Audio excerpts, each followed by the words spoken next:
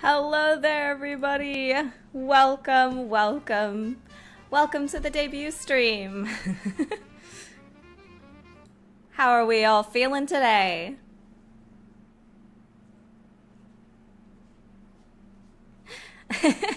This is the new model. Say hello to the new model.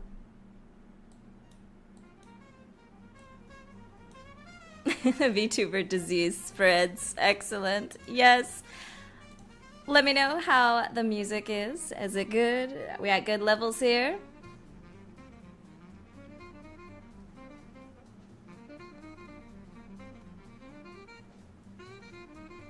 She's here. She's here. Welcome, welcome, everybody.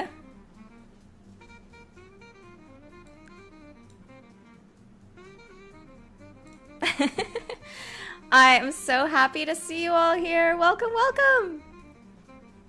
We're going to go over this later in the chat, but I wanted to let you guys know right now that Cranberry Inari in the chat right now, she is the one that rigged this model. So everybody give a big shout out, give a big thanks to Cranberry Inari for all of her hard work on rigging this model.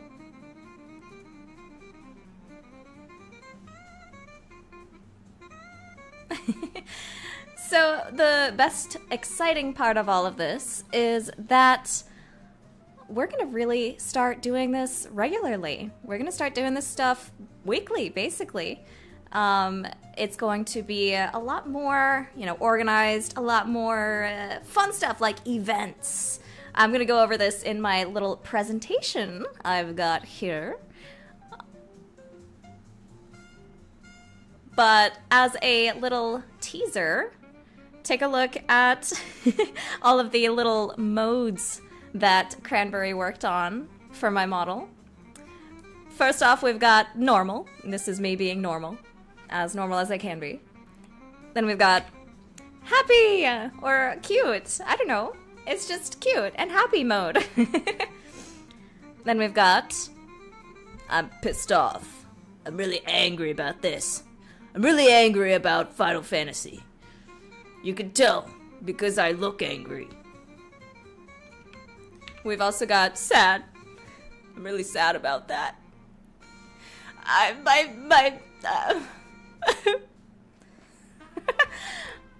My program just crashed. I didn't save in like 2 hours.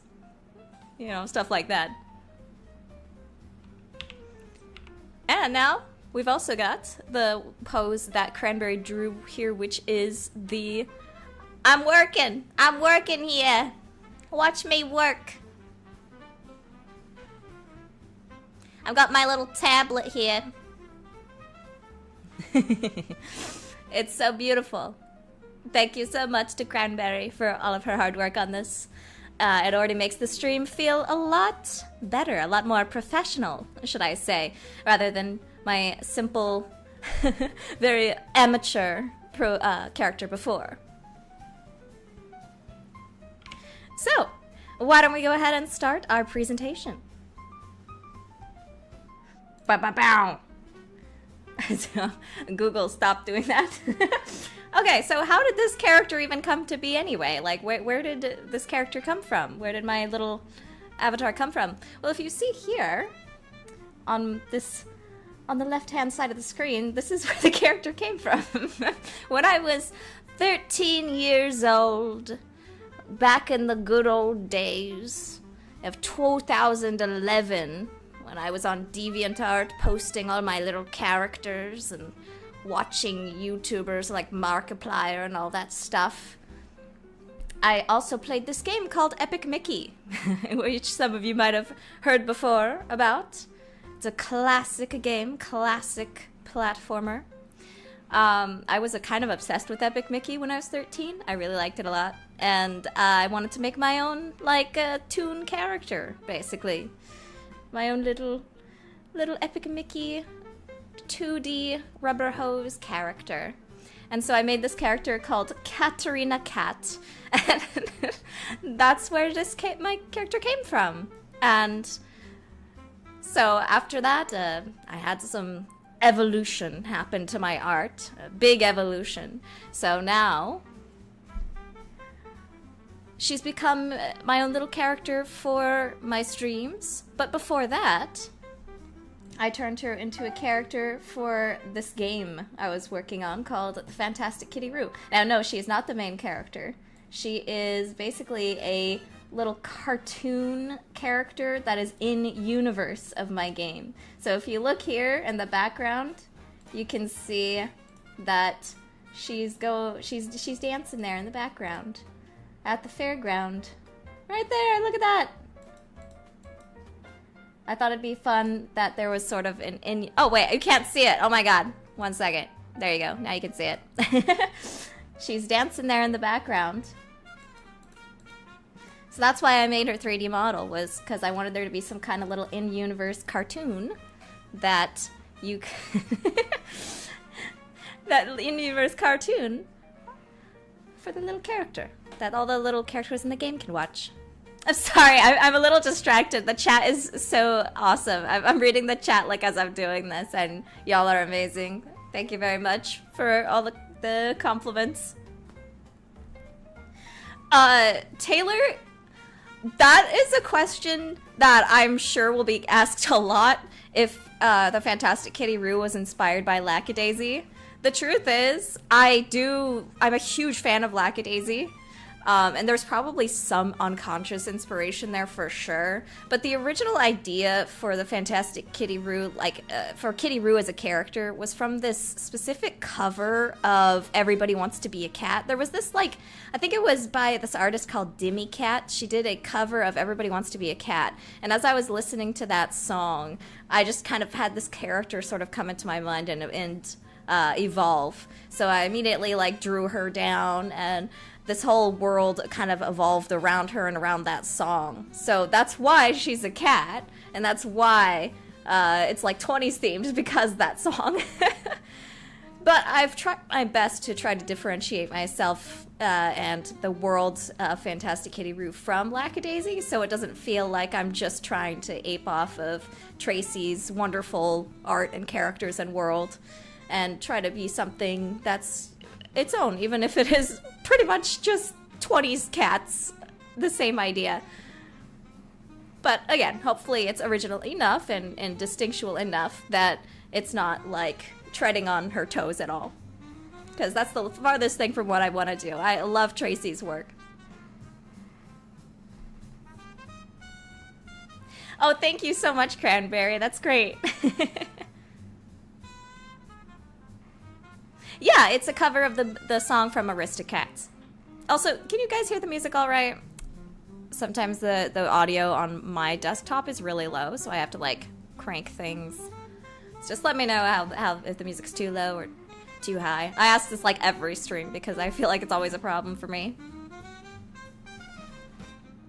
And yes, also, you're right, Swirl. That's also why they're not just cats, they're also lemurs, inspired by lemurs as well. And there's the whole of course, the plant inspiration, which I really want to go crazy with designs of these characters in the future. The fact that they can grow plants on their bodies means I can do some crazy fun stuff with the character design, which I'm really excited to do once I have more time to go back to this specific world.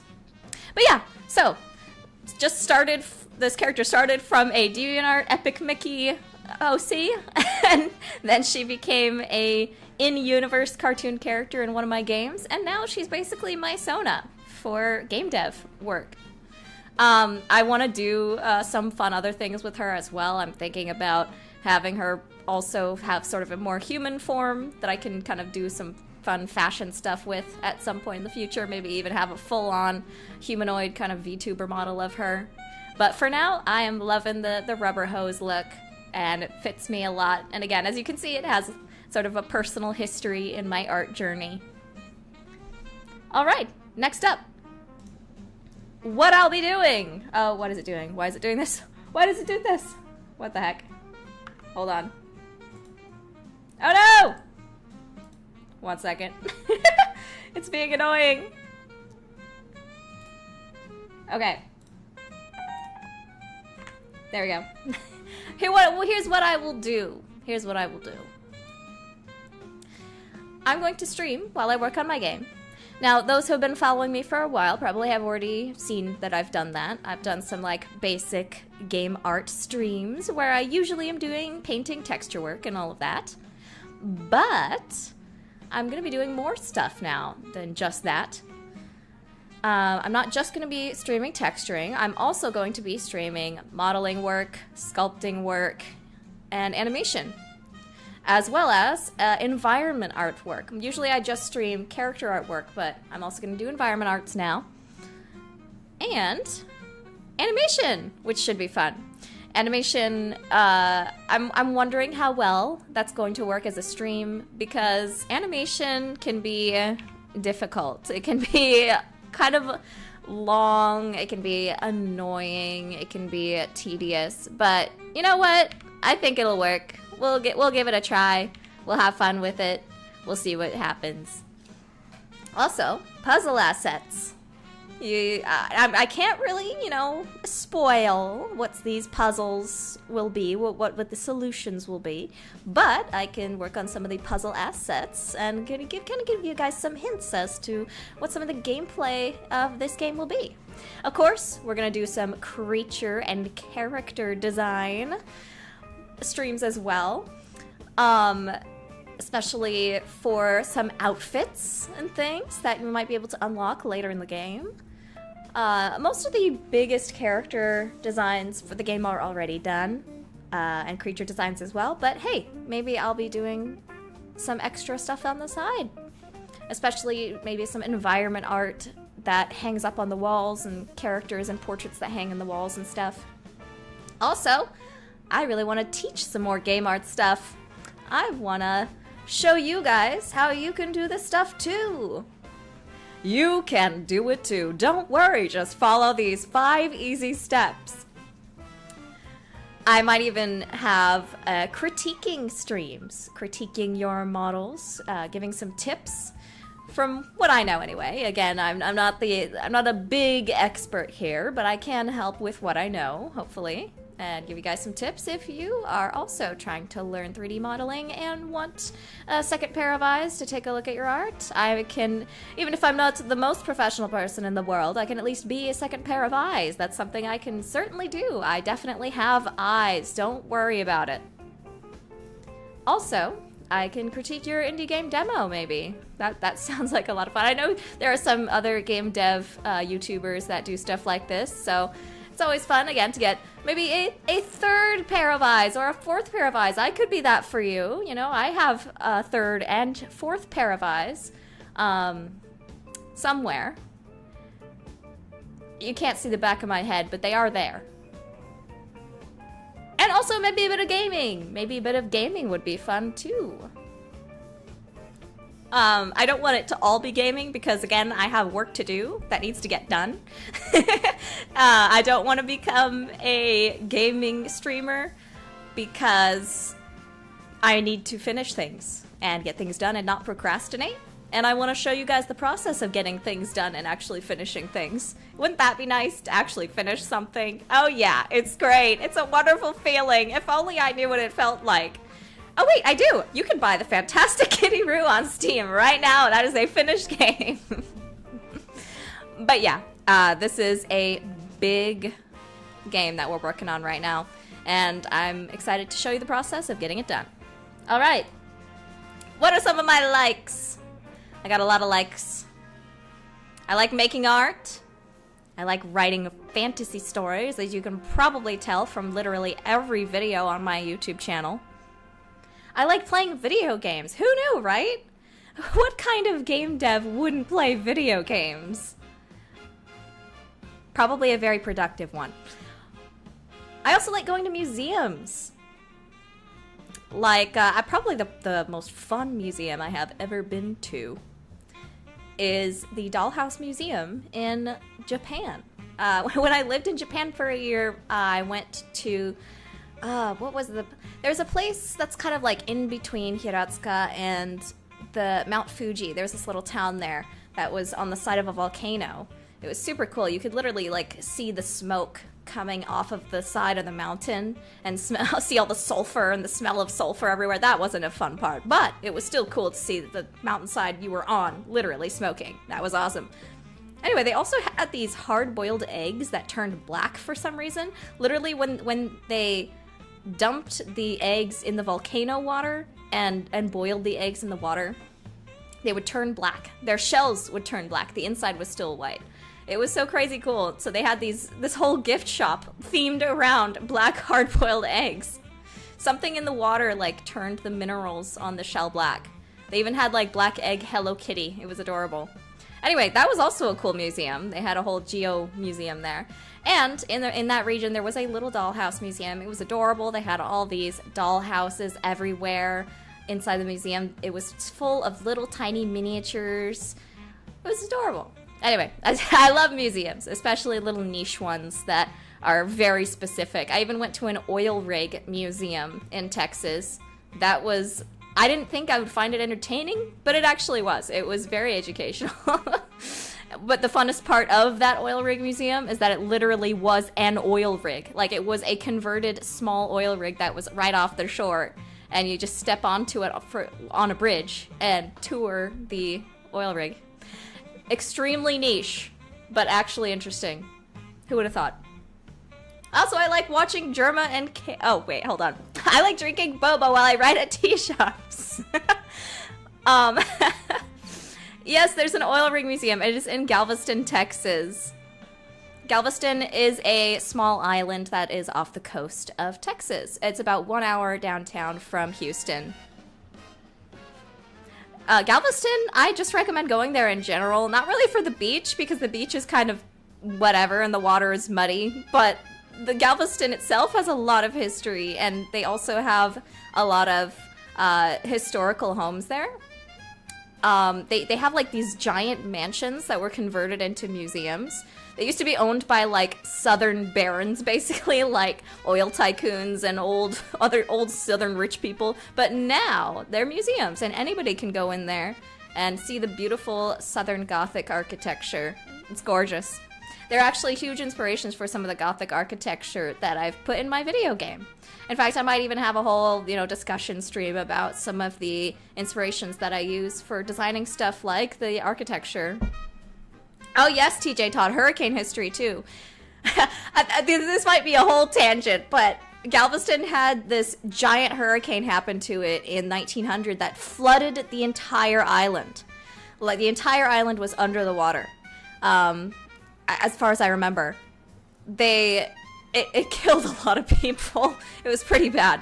But through the power of people working together and trying to save their home, they made a giant seawall, like I think it was like 6 to 8 feet tall seawall, and rose the island by like 8 feet. They just like dredged sand out of the water, piled it onto the island, and rose the whole island out of the water. It's really, they even raised up a bunch of the houses and old houses as well. There's a ton of like historical photos of the process of doing that, but it's one of the biggest feats of engineering in America, especially for the time. Again, we're talking 1900. Anyway, I might be going on history tangents and such, especially as I do research for my games. I like drinking boba while I ride at tea shops. In fact, a lot of the script of Noirmore Academy was written at a boba shop. I really enjoy taking out my laptop out there and sipping. I like cinnamon boba tea, milk tea. It's delicious. And strawberry milk tea. Yummy. I like watching Germa and Queso. I knew I had to put somewhere in here the streamers that I personally like to watch. Germa and Queso are my favorite streamers. I know, I'm sorry I don't have VTubers on here, but Germa and Queso, they're my top 2 streamers. I love them. YouTube. I enjoy YouTube. YouTube is my... I unironically love YouTube. It is my favorite website. I'm on here for hours and hours every day. Why is that, you might ask? I'm constantly watching video essays in the background while I draw, while I work on my game. So YouTube is like my little lifeline, my little crutch, My little crutch while I do all my work. Rollerblading. Now, the South is hot. It is hot here in the South. It is horrible here in the South. The weather sucks. It is still hot right now in the South. And I love rollerblading, but I can barely do it. At least not in the summer. But whenever I get the chance, I love rollerblading. It's my favorite outdoorsy sport type of thing. I love to read, obviously. I might even start ranting about some of the things that I read when I'm on stream. I'd like to read more. I'm not a very fast reader. I'm kind of a slow reader, especially because sometimes I'd rather be playing video games. Sometimes I play video games, sometimes I read. I need to read more. Right now I'm reading Dracula. It's very good. I might rant about that sometime. And I like staying inside all day. I like working at home. Hey, Saya, I know you might ask that as a joke, but I can tap dance. I took dancing lessons when I was like 5 or 6. Well, you know, I don't know if I can really do it now, but I did. I have home videos of me tap dancing very happily. I enjoyed it a lot, and I want to do it again. I also did ballet, but tap was always my favorite. Oh my, yes, Cranberry, I cannot wait for December. It's gonna be good. Ivana asks, speaking of games, have you played By Sweet Carol? Oh, I know what game you're talking about. It's that kind of like 2D horror game that is sort of like Disney style, hand-drawn. Ah, it's great. I haven't played it, but it's on my wish list, I believe. Time for my dislikes. Oh no! Okay, time for my dislikes. I do not like programming. That's why I don't do it. All my programming is done by Caius, who I think is in the chat. Say hi, Caius. Say hi. He's the programmer, and he does all the programming. Don't let me do programming. I'll ruin the project. I don't like math. I don't like thinking. I'm a woman. I don't like thinking. No.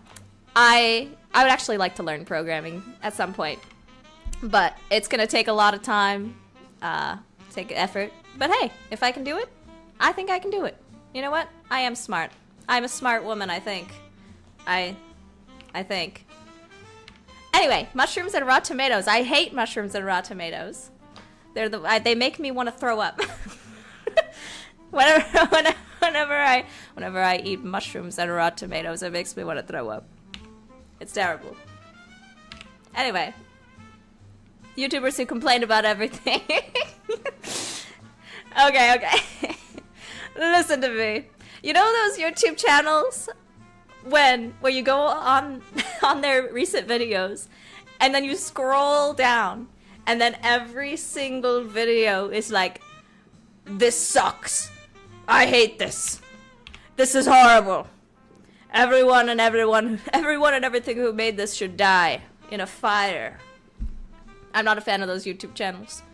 But what I do quite like is YouTube channels that have really good critique and know how to critique something well. Even if they're very negative about something, it's critiques that are fair, critiques that are fun. The current state of Zelda games. I don't like the current state of Zelda games. That's mostly a kind of a joke. There is actually quite a bit of modern Zelda stuff that I do enjoy, like Echoes of Wisdom, and there are some parts that I really liked in Tears of the Kingdom as well. So this is mostly a joke pick, but I do have ranted about Zelda games on stream before, and I might do so again. Also, I have heard that the new one is good. The new Hyrule Warriors game is good, so I might have to check that one out. Looks fun. Arguing in comment sections. I hate arguing in comment sections. It's probably the worst the worst hobby that anybody could have. Oh, hey. Hello, Katie Bug. Thank you so much for subscribing. Welcome to the stream. Welcome to the stream. I hate back pain. I hate back pain. because I'm old. I'm 27 and my back hurts all the time.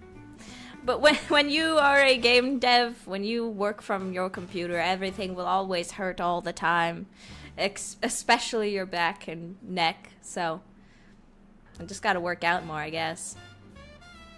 Anyway, I also hate staying inside all day. I know. It's weird, right? I hate it, but I also love it. Because sometimes too much of a good thing is a bad thing, am I right? If I stay inside too much, then I hate it and I have to go outside. It's almost like life is a balancing act or something, you know? Life is a balancing act. Alright, time for my favorite games. Now, this is not a comprehensive list. I really like a lot of games. It's very hard for me to choose favorites. Oh yeah, Cranberry. We as artists, especially digital artists, are really bad about not stretching and properly working out. So that's something to improve always. And the more stretching I've done, the better I've been, and the better it's helped me. And I also do the little weights to help my arms and my back, and it really works out. So that's something we all need to aspire to. Anyway, favorite games. Portal 2 is my favorite game of all time. I love puzzle games. I love story games. I love good writing. I love good level design. Portal has all of those things. I guess I could put both Portal 1 and Portal 2 in there, but yeah, it's just my favorite game ever.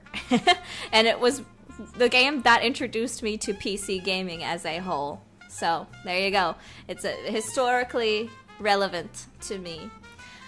Zelda Twilight Princess.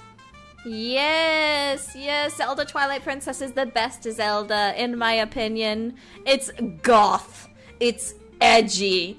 But also it's not at the same time, you know? It came out in that era of edgy games, but it has aged incredibly well, because it aged incredibly well. I love everything about Twilight Princess. It is peak Zelda, in my opinion. Of course, it's still flawed. They all are, but peak Zelda. Mass Effect Legendary Edition. I love Mass Effect a lot. I played it in high school. It influenced me a lot in my game dev journey. It also influenced me a lot for world building stuff. Mass Effect has great world building, and it helps inspire me learning what is, you know, the best kind of approach to take for world building. Uncharted, it's just peak. That's all I can say. Uncharted, all of them. Every single Uncharted game to me is peak. I love them all. Almost equally, honestly. It's the writing, the gameplay.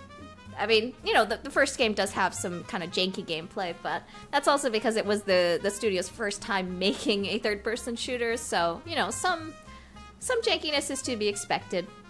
But the direction, everything about it, great. Ivana, the movie is not an accurate experience of Uncharted. The movie, I haven't watched the movie because it just is not Uncharted. Tom Holland is a fine actor. I enjoy him, but he is not Nathan Drake. It's just, he is not Nathan Drake. BioShock is, anybody who's seen any of my videos, any of my game dev videos, come on. You knew BioShock was going to be on this list, let's be honest. BioShock was gonna be on this list. You knew it, I knew it, everybody knew it. I love every single BioShock game. I love 1, I love 2, I love Infinite. I actually played Infinite before I played 1 and 2. Don't blame me. It was the one I could access at the time when I was still getting into PC gaming. A Hat in Time and Psychonauts are both very important to me. They're both my favorite platformer games. And they were by far the biggest inspirations for Mariposa and the Galaxy Man, which you can play the demo of on Steam right now if you're interested. You'll see a lot of Psychonauts influence probably in all my games. One of the things that I really, really like about Psychonauts is not just, you know, the art, the story, the gameplay.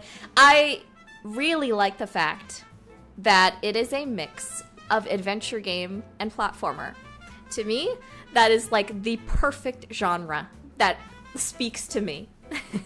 If you put in a little more like puzzle game stuff into it, like Portal 2, it'd be like the most ideal, perfect game of all time. I love platformers. I love adventure games. I love puzzle games. Psychonauts is almost a perfect mix of the best things that I enjoy. And Mariposa in the Galaxy, man, I want to be that ultimate game someday. Platformer, adventure, puzzler. Nancy Drew is on the list, but I would say every Nancy Drew that I played as a kid is kind of on this list for me. I wouldn't say they're like my favorite, best ever games of all time, but they were the games that I played as a kid that seriously influenced a lot of my taste, especially for games and atmospheres. The Curse of Blackmore Manor specifically takes place in a gothic mansion, and it's a supernatural mystery story. You have to find out if the lady of the manor is cursed to be a werewolf, and if so, who cursed her. All that good stuff. It's atmospheric. It's very scary. It's scary for kids. When I was a kid, it scared the poop out of me. It was amazing. Epic Mickey's, of course, on the list. I already talked about this. It's peak. Final Fantasy VII is also on the list. It is also peak. I might be going on a little too long now, so I'm going to continue. But I could go on at length. Content goals! What do I want to do with these streams? What's going on with them? Well, I would like to use these streams to help me be more consistent. I've been pretty bad in the past about sticking to specific stream schedules, but now I'm gonna force myself to. If I tell you guys I'm gonna stream every week on this day, then when I tell somebody I'm gonna do something, then I will hopefully actually do it. So I think one of the things this stream will definitely encourage me to do is to also help show you guys the process of how this stuff works. It's gonna be really fun. Finish my game is my biggest goal. I will say, the game is going very well. The progress is great. We haven't had any major setbacks. It's just slow and steady. Probably the biggest, I guess you could say, problem is hopefully getting some more budget so we know for sure that we can... Because the script has expanded exponentially, and we want it to be all fully voiced. So currently, I'm a little worried about hopefully having the budget to have everything fully voiced. So that's the only thing I'm currently worried about. But the actual game is progressing beautifully. And I'm so excited to have you all join us in this process. The greatest thing about the project is that everything is sort of planned out. I put everything in this giant document of what happens on which day. The script first draft is all done, so we know what happens when, and we know what needs to be done. So it's going great. Also, get more subs. For those who have been with me for a long time, you know I used to be My Little Pony channel. Almost all of my subscribers, my 100k subscribers, came from my My Little Pony days. As such, my stats on YouTube are very strange because I have a lot of subs, but I don't have a lot of active subs. So I think that's been a little weird. YouTube has treated my channel a little strangely. I don't think they really know what to do with me. So my hope is to kind of overcome the algorithm with my new content set. Keep going, being consistent, keeping people entertained, improving as much as I can, and hopefully being able to get a larger set of subs that are actually active and in the community. That's going to be awesome to me, I think. So successfully promote and launch my game. I'm also doing these streams for being better at promotion and marketing. Also, I want to successfully help people learn more about game art. Keep in mind, whenever I'm streaming, you can always ask me questions in the chat. If you've got any questions about what I'm doing, or something that you're doing in Blender that you'd like to Sorry, I'm reading the chat. It's like something that you're learning in Blender that you would like some help on, just let me know. You can also hop into our Discord server and ask some questions there. All right. Oh my goodness, look at this. It's Rigging Mama, Cranberry and Ari. Thank you again to Cranberry and Ari for rigging this wonderful VTuber model and making this awesome little character come to life. Thank you! I really enjoy it. So you guys can check her out on her VGen link, as well as on twitch.tv/cranberryinari. I will put her link. Oh, oops. Hold on. Oh, thank you to Legendary Hero for subscribing. I will put this link in the chat for all of you. And I think she's got all of those links. No problem, Cranberry. All right. Now, what is my schedule? I'm gonna be streaming on Tuesdays and Wednesdays. I will try to be weekly if possible, but you know, sometimes life gets in the way, or sometimes I'm not working on something that can be streamed, like, you know, spoilers, game spoilers, and all of that. I also might be streaming on Fridays and Sundays occasionally. So look forward to that. Thank you for joining. Thank you, everybody. Thank you. This was fun to do. The stream is not ending, though, because now I've got something new to show you. Something new that I'm working on. And we're going to be streaming that next, which is the outfit for backer exclusive Judith. Basically, if you supported me on Kickstarter and you got the backer exclusive outfit, that means you'll get like a little Steam code at some point in the future that allows you to unlock this outfit right here in the concept art. It is for backers only, but I might also be putting it as like a Patreon thing, maybe? I don't know. I'll probably have to ask my Kickstarter backers to see if they'd be okay with that. Also having it as like a Patreon thing. Because I want to make sure that it's okay with y'all. Especially because it's such a good outfit, right? I'm so excited for this outfit that I don't necessarily... it does need to always be gated to a certain extent as a backer exclusive kind of thing, because of course that's what I said. I can't negate on that promise, obviously.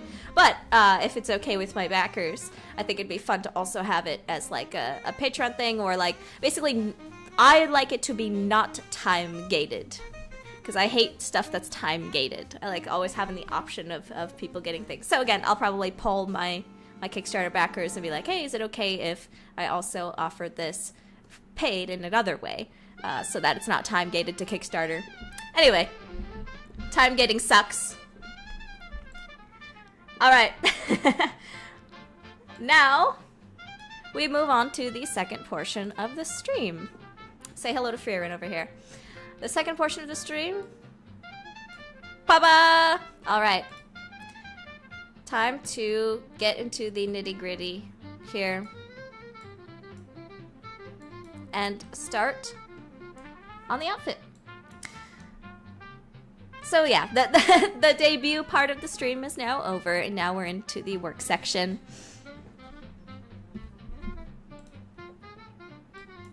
Welcome in, everybody. And thank you so much for joining the debut stream. So now I guess I gotta go to this little, this new little puppet right here of me doing my drawing work. All right.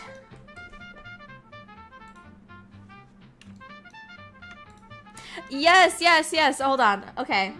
The other outfit that I've designed is, take a look at that. Cowgirl Judith. That was chosen by JFJ, who supported the Kickstarter with like $3,000, which was incredibly kind of him.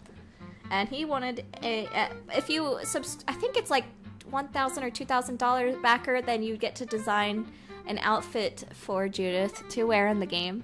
So he was like, can you please do a cowgirl outfit and then give her like a big cowboy hat and a big belt, and then she's like smoking, and I was like, well, I can't have her smoking, but I can have her have a little lollipop. I thought that would be fun.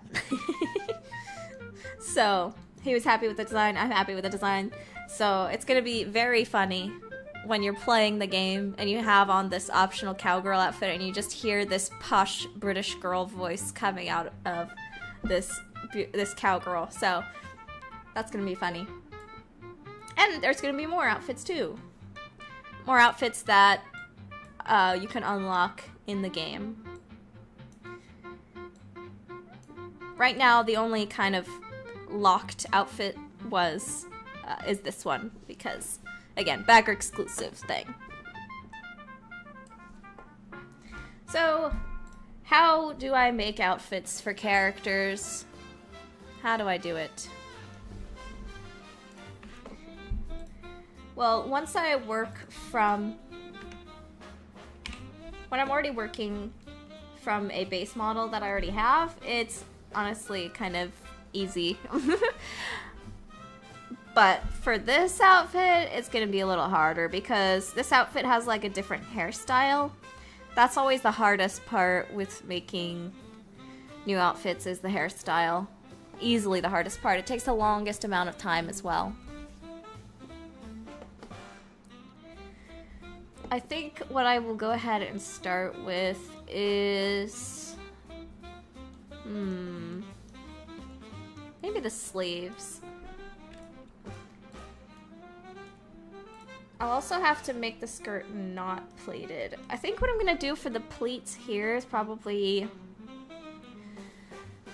gonna use an opacity map here.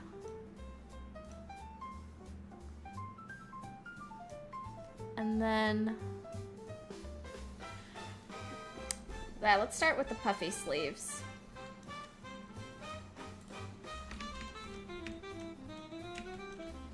I might still have this sort of... Okay. So the puff should probably end about here. So I'm gonna put another loop. Oh my gosh, wait, hold on. I have to make sure I am not on my shape key. No shape key. I need to be here. I'm also going to probably rip her head off. 1 second. I need to rip her head off so that I don't mess with her shape keys on her head.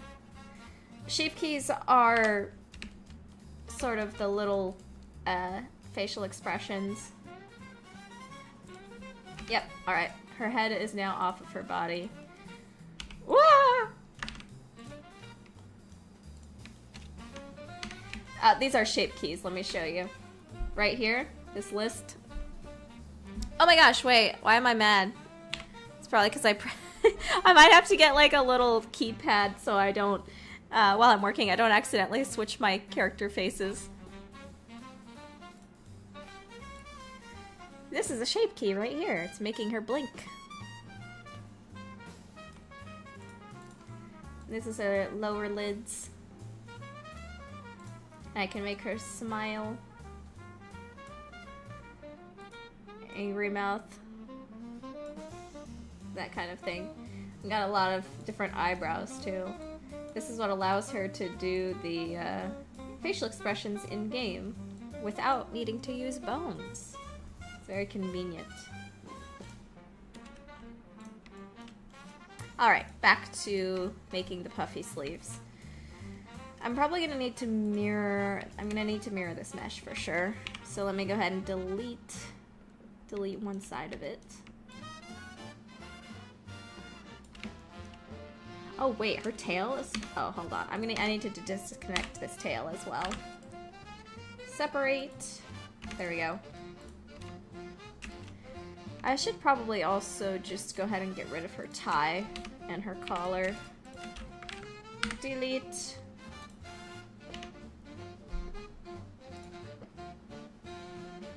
Oh, wait, I accidentally changed my... okay, I accidentally changed my model again. Can she twitch her ears? Yes she can, but I don't need a thing, blend shape for that. I only need bones. Bones are actually better for something like that. One moment, I'm double checking in my folders that I didn't save over something else. Okay, good, I didn't. And I just changed my... Hold on.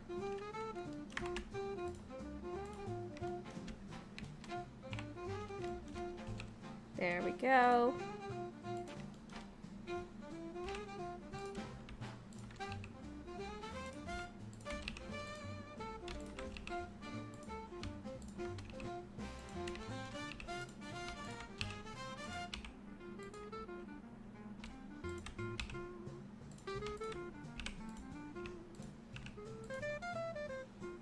So you can see here, it's actually pretty easy to do stuff like that. But again, let me go ahead and delete.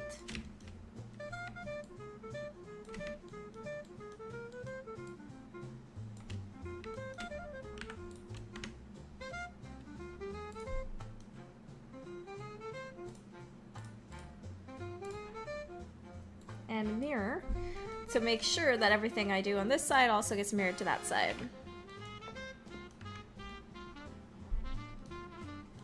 In a sense, yeah, I'm kind of just adjusting her current clothes.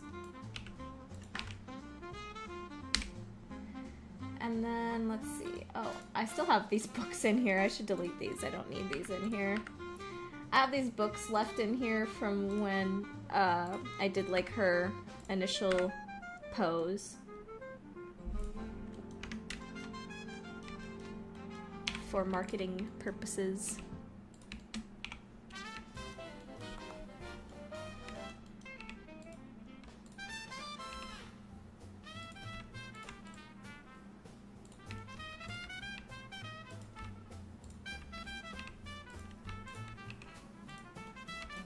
I might still keep this little edge here because this overcoat is already like over the body, so I might leave that here, but I don't know for sure. Might look better if it's more they're more flush to each other, but I don't know yet. I have to see how I feel as I go on.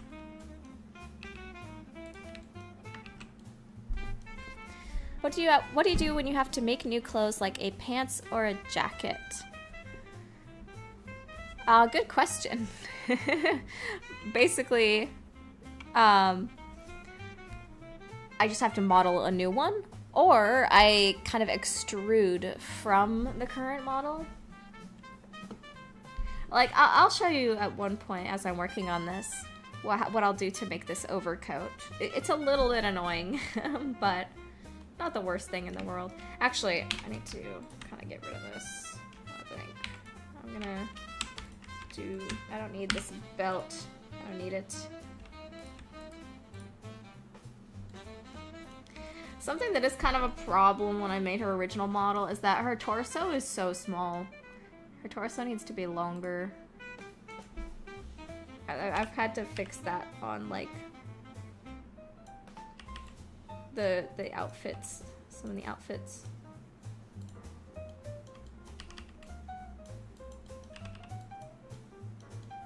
Also, the waist here is so small too.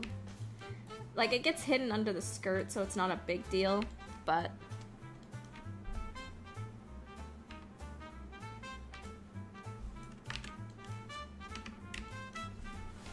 oh yeah, I'll probably have to I'll probably remap the emotes. I might, you know, I might just like go do them to like F1, F2, F3 or something. But I can do that off stream. I'm sure it's not a big dealio. And also I need to do this. Normals, average face area. There we go. Much better.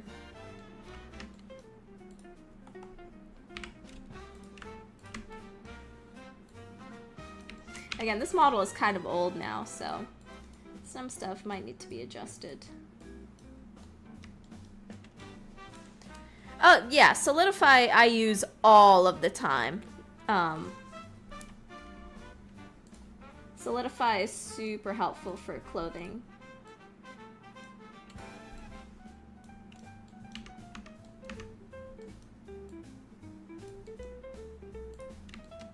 Wait, did I... Hold on.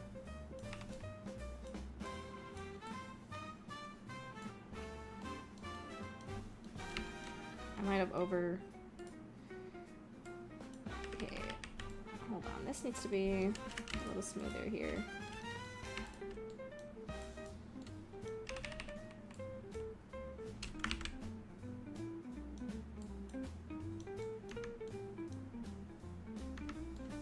And then we can get rid of the sharpness.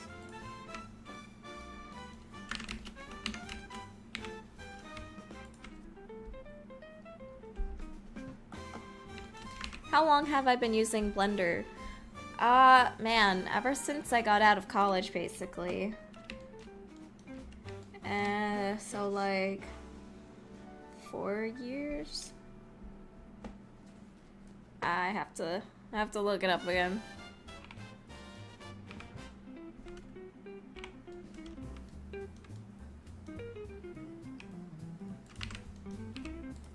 And then to make the like little flare sleeves over here, it's actually pretty simple as well.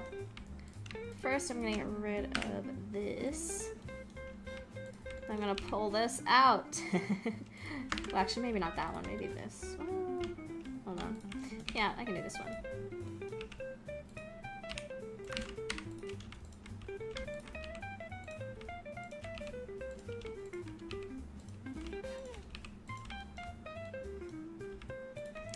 I'm not gonna leave the inside looking like that, but I'm just starting.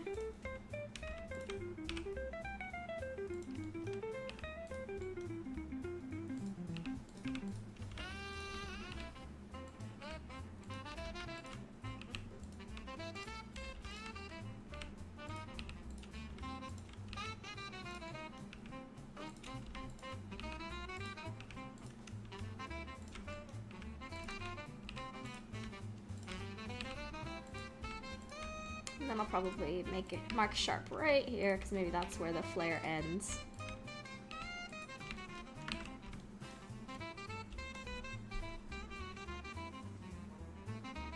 Oh yeah, Dana Rogan, for sure. When I first started Blender, it was difficult because when I was in college, I learned 3D Max and Maya. 3D Max was how my teacher taught us modeling, and then Maya we did animation in. And when I started Blender, I was so confused about how it worked. It was just crazy. It's like, how can you people use this? It doesn't make any sense.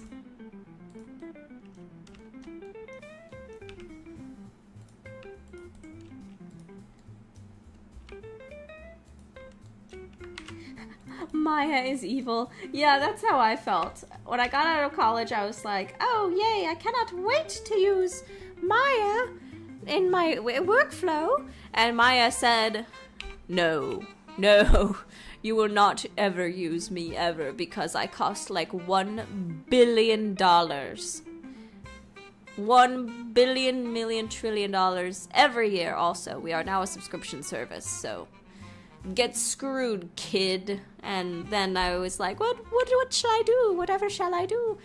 I don't know. I don't have that kind of money. I'm a broke college student. And then Blender said, I love you. Please take me. And I did. So that's how it worked. Thank you for coming to the stream, Kelsey.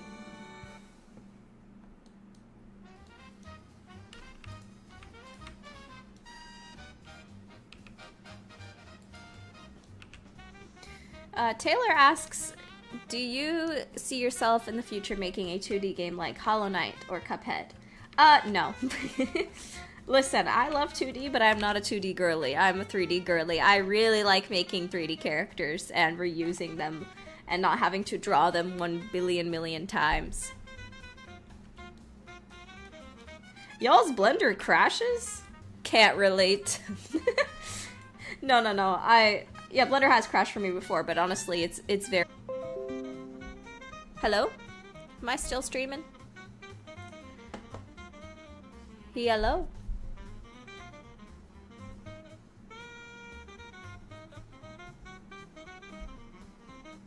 Am I still streaming? It said OBS disconnected for a second there.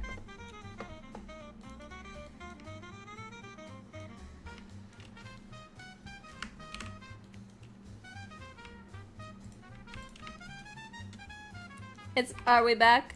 Woohoo!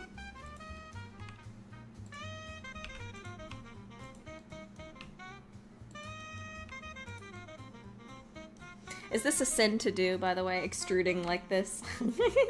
I don't know, I use it a lot for clothes. I'm sitting. Oh wait, hold on. I probably shouldn't extrude from here, I should extrude... Wait, well, hold on. Maybe from here. And then go down.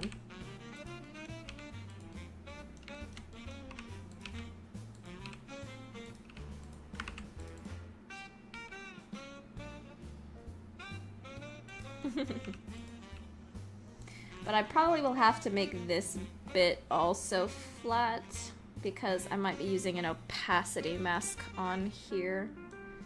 I'll have to think about it, how I'm gonna handle that. But for now, I'll just leave it like that.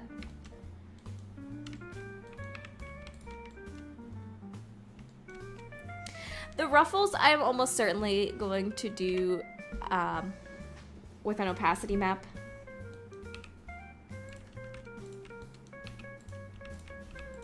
Hold on, do I have any examples of previous kind of ruffles that I've done on my Sketchfab? Hold on, I'm gonna check real quick. Ruffles, where did I have a character with? Oh, here we go. This character.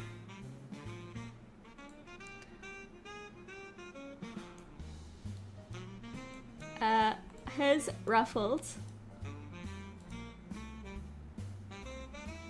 As you can see, opacity map. That's how I did his. Same if you look here.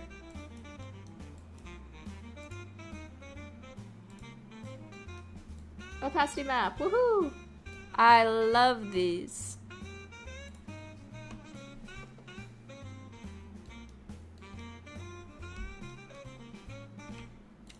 I love opacity maps.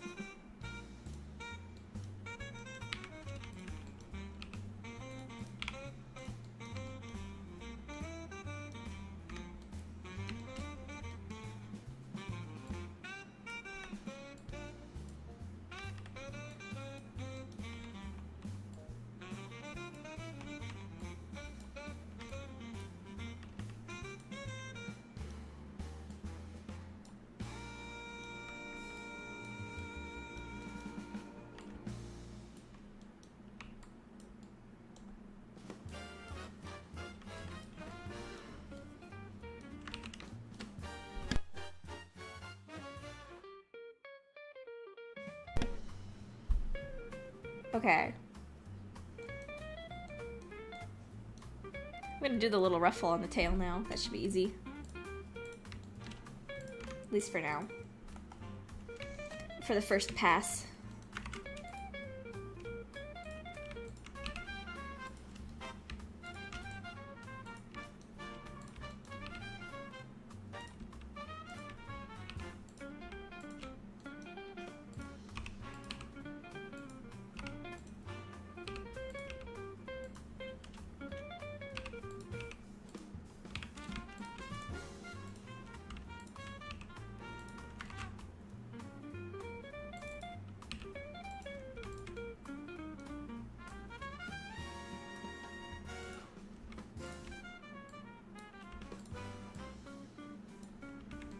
It's always fun being your own concept artist and modeler, because whenever you have like a question about the concept art and like, how is that supposed to look in 3D?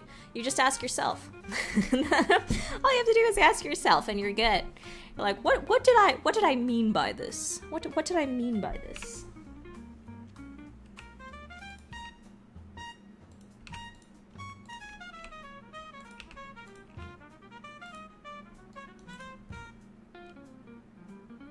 Again, I'm probably gonna sculpt this out a little more, but that's fine for the block out. Now let's look at these little boots. I already have a little edge here that I can start from. But the important thing about these boots is that they're kind of straight. I want that sort of straight shape because it kind of covers over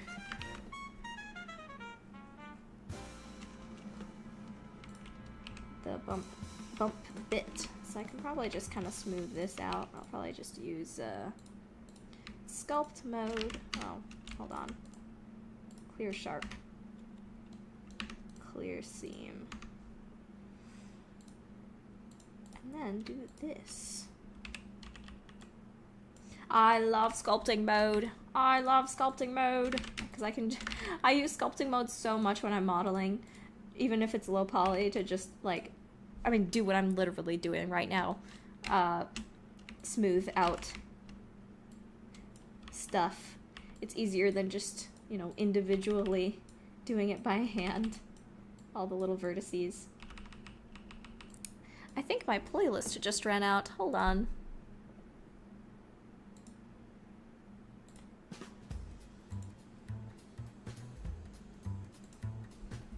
Okay, there we go. Dana Rogan said, I'm sure the concept artist would have wanted the tail hairs to be modeled individually. Oh, yes, yes, yes. For sure.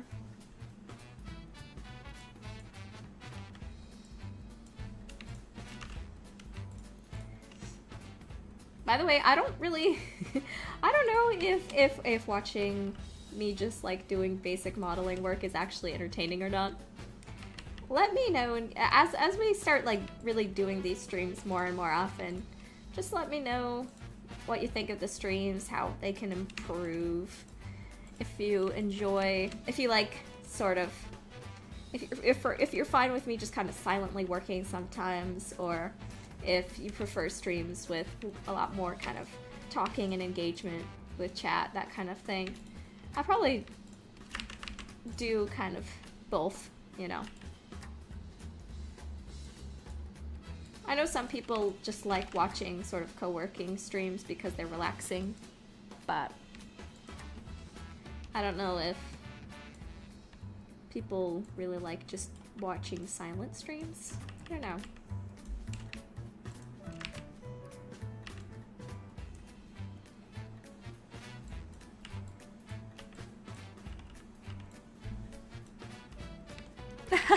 Be more entertained if I modeled the tail hairs individually. Oh yes, of course. Of course.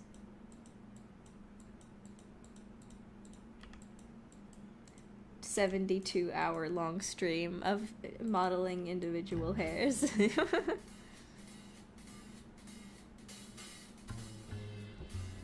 Oh, Cranberry, that is so cool. No, that, like, I mean that, like, you have the patience to watch that stuff, and you'll probably learn a whole bunch from doing that.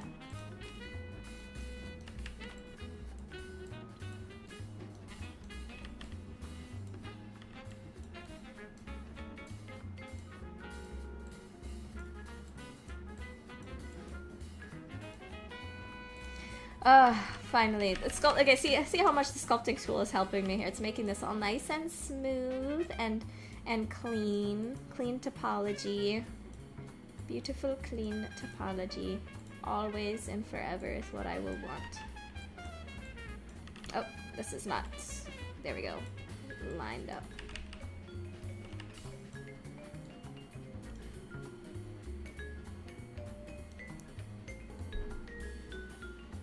Again, I'm probably still gonna come back and tweak some things, but...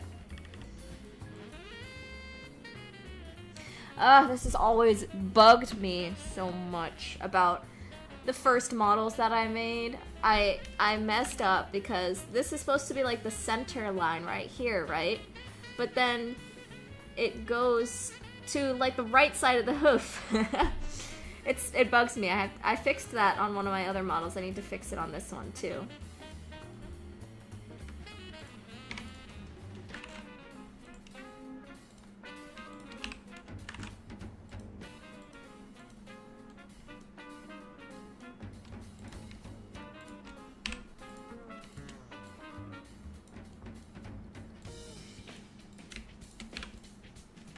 This is my temporary fix before I get back into it later.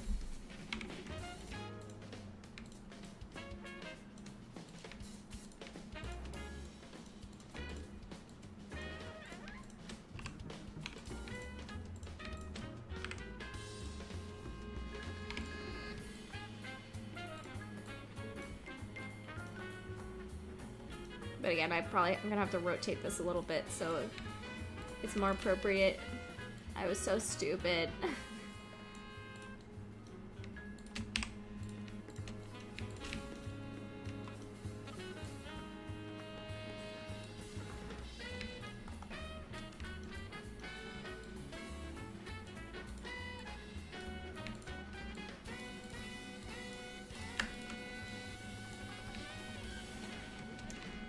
I'm modeling a new outfit for Judith. I'm modeling her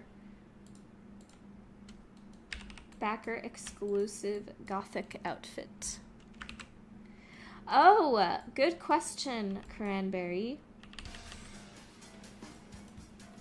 I used to do retopology in Blender with Retopo Flow, but I got bored. I got mad with it because it was basically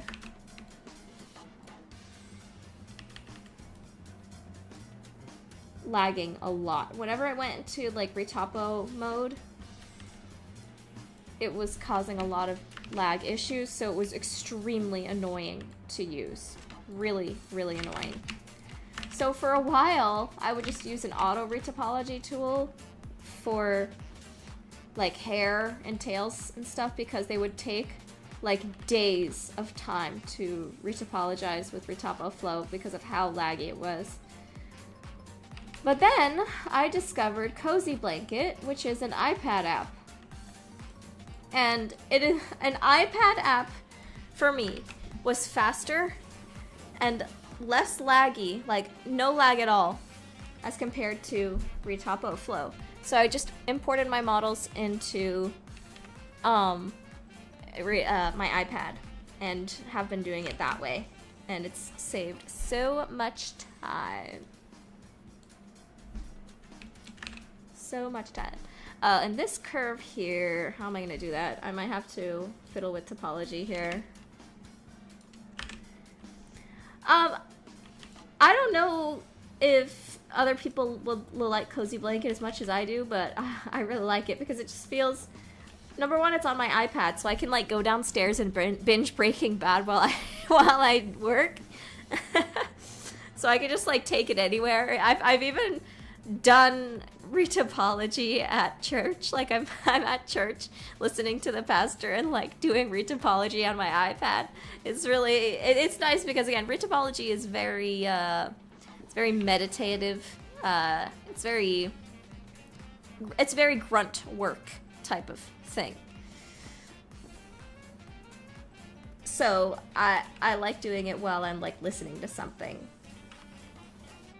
And being on my iPad allows me to get more work done because I can take it anywhere. That is probably the most one of the most unique sentences I've ever said. I do retopology on my iPad at church. Name me one other person that has ever said that.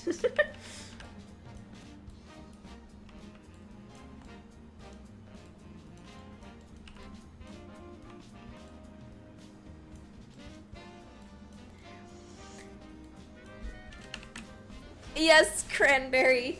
You technically do have an entire workflow on iPad now. But as I have made an entire YouTube video about, if you guys want to check it out, Procreate sucks. Procreate sucks for 3D painting. They added an app.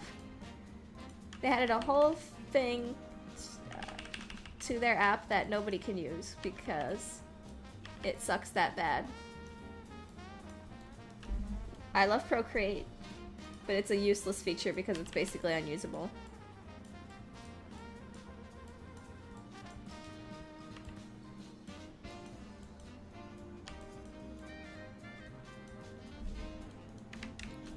Yeah, Cranberry, if you want to know more, I literally, like, my last video on this channel is all about why it sucks so much. So if you're interested, I have a whole rant.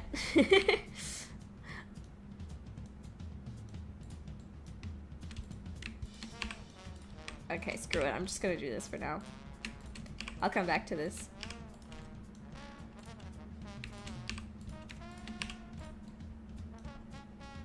It probably needs another curve right here. But again, I'm just gonna leave it like this for now while I...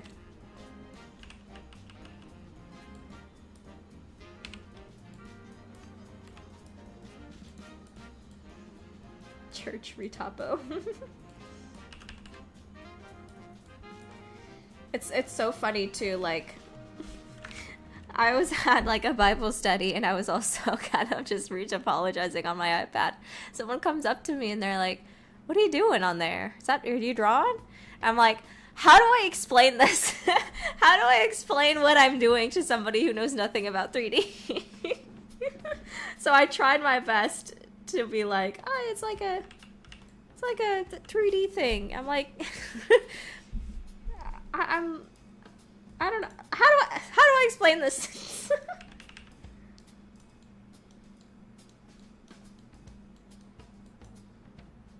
What are you doing there, champ?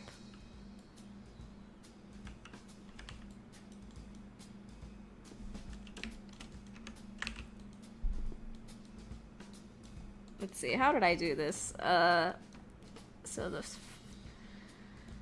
I have to have that part of the shoe is sharp and it's to go up. So I'm probably gonna do it from these two, I'd say. I'm breathing life to these triangles by making the triangles smaller. Good point, good point. Are you winning, son? Yeah, pretty much. That's pretty much it. Oh, Cranberry, that's that's good. Just saying I'm optimizing a 3D model. Yeah, that's a good way of putting it. Because the layperson knows what optimizing means, and they know what 3D modeling means. So just put the two together. It works.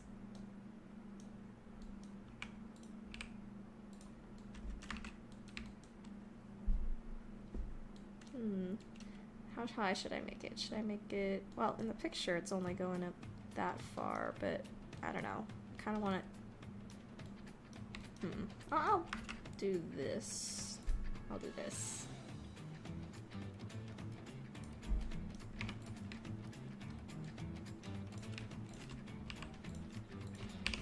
Is that too... No, that's too high. That's too high. I'm gonna try this instead.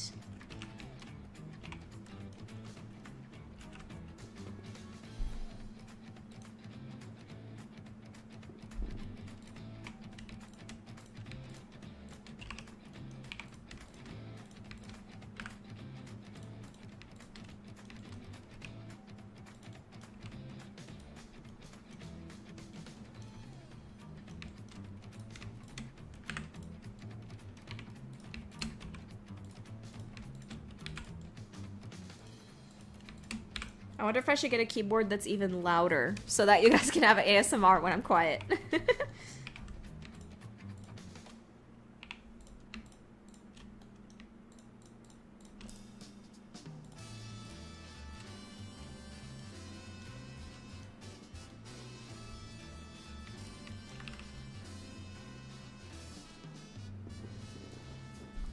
What would be the high heel equivalent to a hoof shoe? Asked Dana Rogan. I've thought about that. I've thought about that quite a bit. It doesn't exactly work. I mean, because the hooves are basically already on their toes. The closest thing I've come up with is just having this little kind of triangle here to sort of give the illusion of a little bit of a heel there. Even then, it doesn't technically make sense, but visually, I suppose it kind of works. I don't know.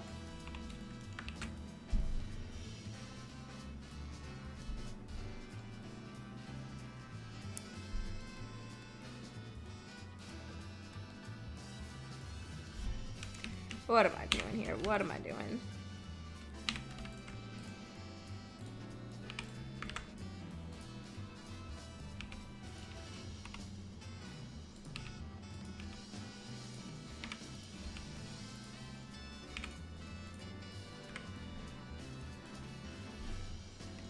Hoof shoes are so hard to design. Yes, you would know this.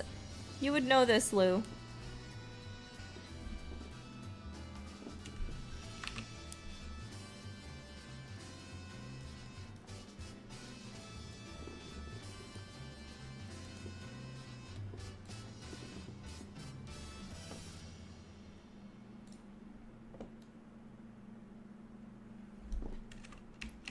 Let me add some sharpness here.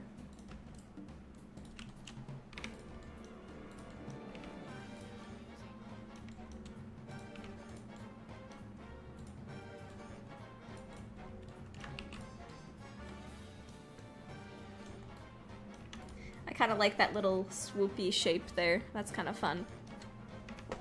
What's good, Cranky Corvid? Welcome in. Oh, Heartful Dragon, were you saying, I'm surprised you haven't tried this VTuber stuff before? The reason why I haven't is because I never had the time to make a model. That's why Cranberry's help was so needed. I just did not have... What the heck? Is it doing like Audio Jungle in the background? It is doing like Audio Jungle in the background. Hold on, let me find some like Genshin music or something. Audio Jungle. Audio Jungle.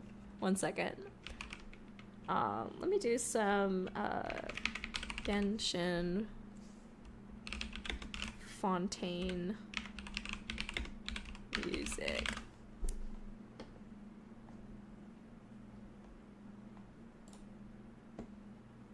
Now, Audio Jungle.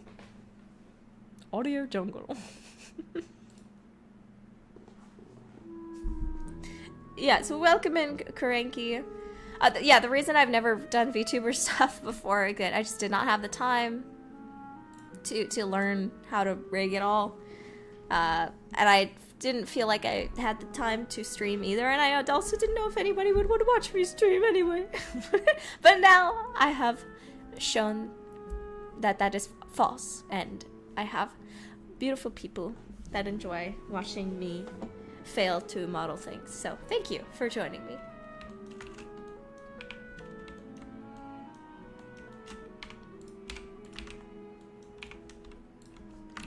I definitely will say that one thing I also want to improve for sure is being able to talk on stream appropriately, well, be able to entertain better live. I gotta go to some improv lessons and I can start cracking some actual funny jokes here, perhaps. Don't count on it.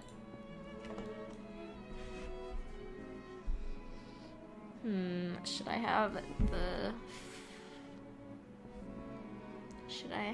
the ruffles come from this or from this? I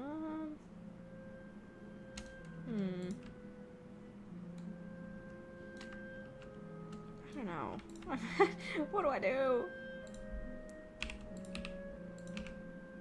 Let's try this first. And then we have to delete this garbage. This is not... You're not welcome here, polygons. No, not that one. This one. Okay.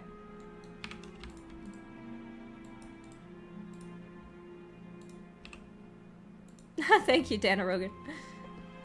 Who are we modeling? Good question for people new to the stream. We are modeling Judith's Kickstarter exclusive outfit right here. Her little gothic Lolita outfit.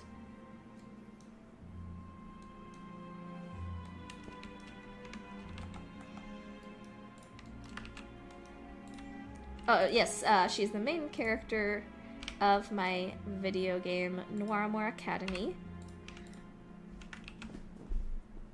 And because she's the main character, she gets alternate outfits.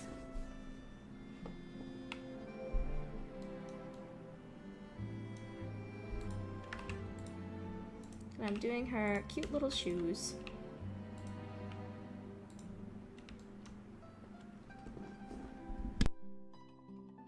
Oh, no problem. Thank you, Emma Heard again. Thank you so much. I hope your book goes well.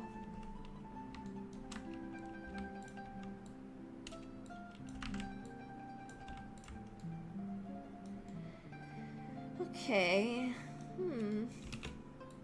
Maybe a little bit. I need another one here, maybe.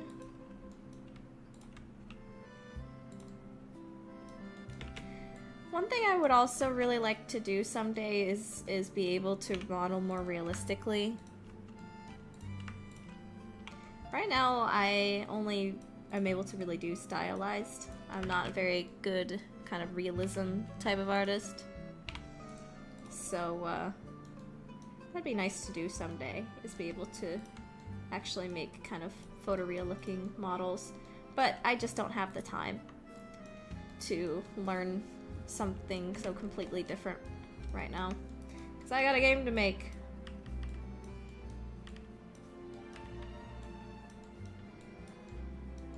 In general, I think my biggest problem has always been anatomy.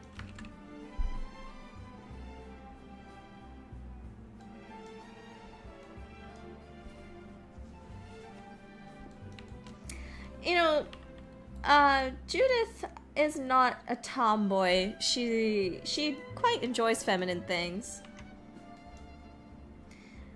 I'd say that Lydia is the tomboy of the group.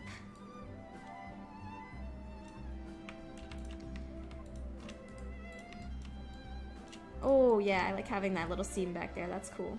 Makes a nice shape. I love making shapes. Us 3D modelers, we just love making shapes.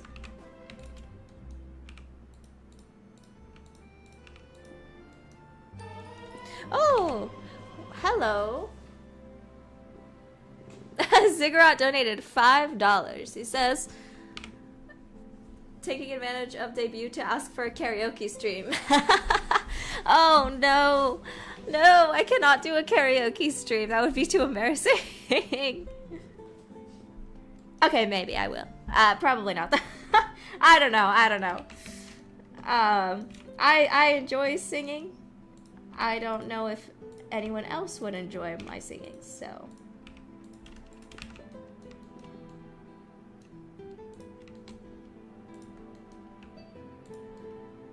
But maybe that would be the entertainment value. How bad can it get?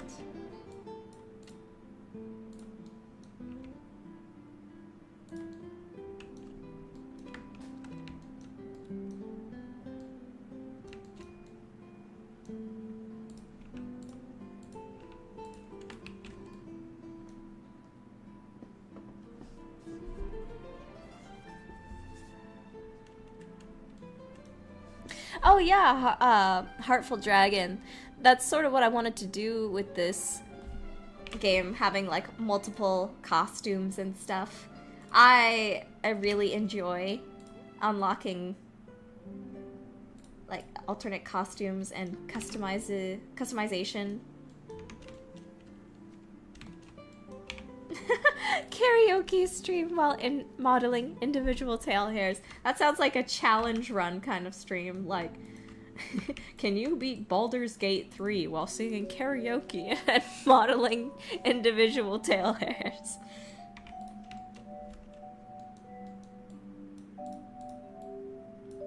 think I've mentioned this before on stream, but yeah, I enjoy watching like Baldur's Gate 3 challenge runs. They're pretty darn fun. Yeah, I'm definitely gonna need some more. I should probably do this instead. This feels better.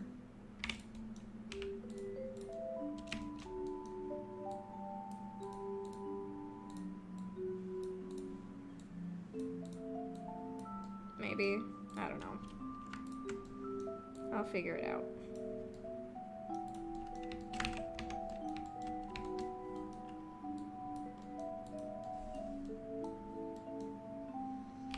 Do a live stream with the voice cast? That would be really fun. That's actually that's a good idea. Yeah. It'd probably be post-launch, I'd say. Post-game launch.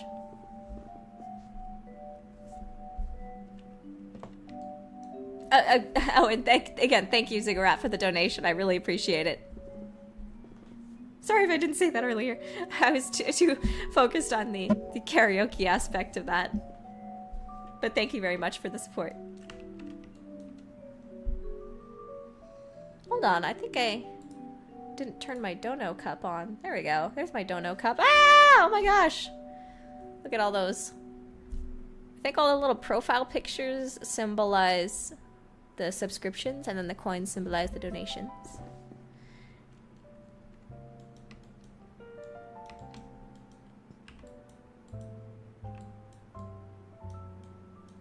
Okay, this is a little too sharp here. Is the music too quiet? Let me know.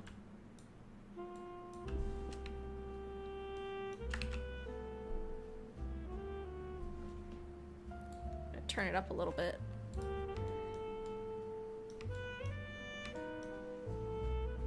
Okay, I think we've got the boots for now. Oh, wait, I forgot about the little heel. Do I even need it? I don't know. I don't know if I should even bother with that, actually. It might look better without it. Let's give it a try.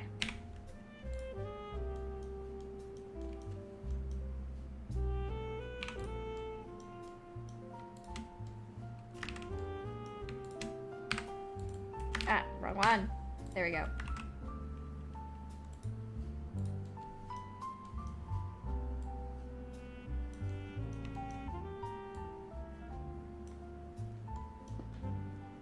Oh yeah,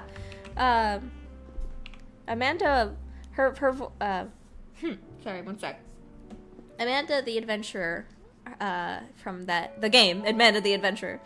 She's voiced by Blair Green Osako, who we got to voice Marisol in the game demo, and she'll be voicing Marisol in the game proper. She was so lovely to work with.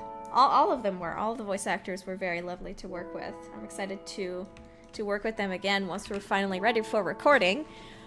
I'm also really excited to audition for the characters who don't have official actors yet. I'm really excited for that. There's a couple characters who I'm just ecstatic to get voices for and sort of hear talking in the game for the first time. It's gonna be fun. It's gonna be fun. But again, we probably will not be doing auditions until like next year, because while the script is doing well, it is definitely not final yet. We still need to get some playtesting in, get editors on it to make sure. It's such a story-heavy game, we gotta make sure it's polished before we get all the voice acting done, So, voice acting is probably gonna be pretty late for now. Next year, for sure. What was I doing here? I'm trying to... I think I was...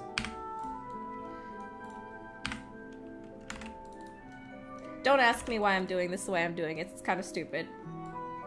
Why did she just... why did she delete that right there? Don't ask me. Don't ask me.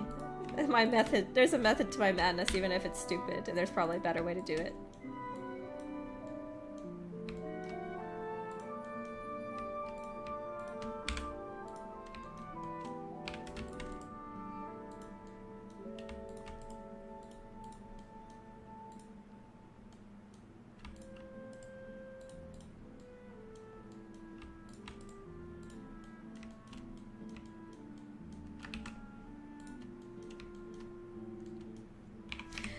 Oh yeah, I think I've said this before, on another stream, but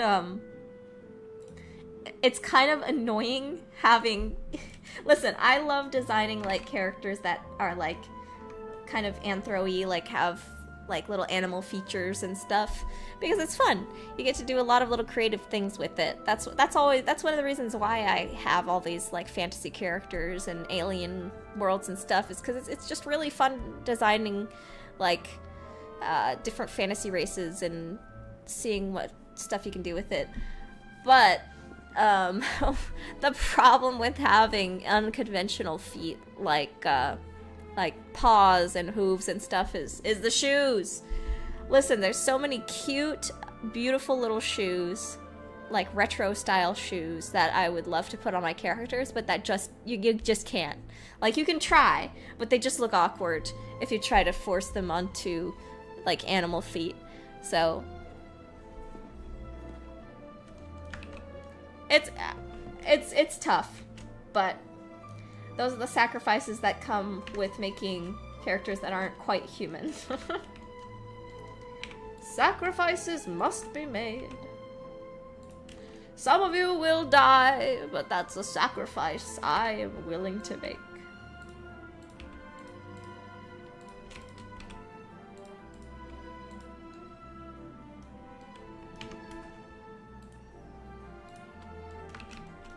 Ugh, why is this looking so ugly?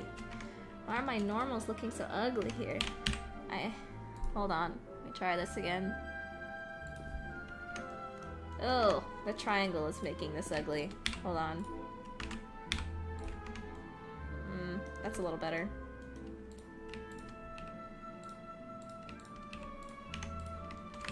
I'm gonna leave that for now.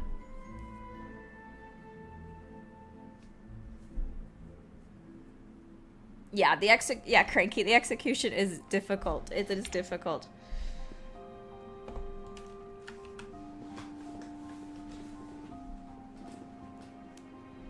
Dana Rogan says, I always wanted to make a Telltale style story heavy adventure game. Too bad I'm terrible at programming. At least I know how to make cool spaceships, I guess. Well, dude, I cannot make a spaceship to save my life. The type of stuff you spaceship guys do is crazy to us. So, that's awesome. That's awesome.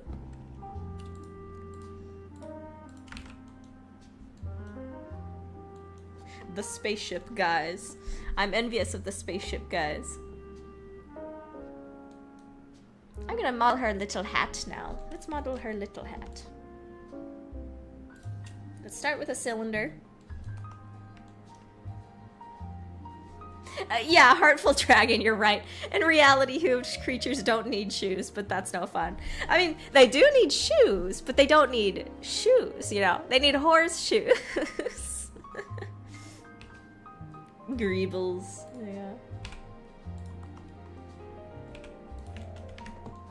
When Mariposa and the Galaxy Man finally gets made, I'm gonna need a spaceship guy.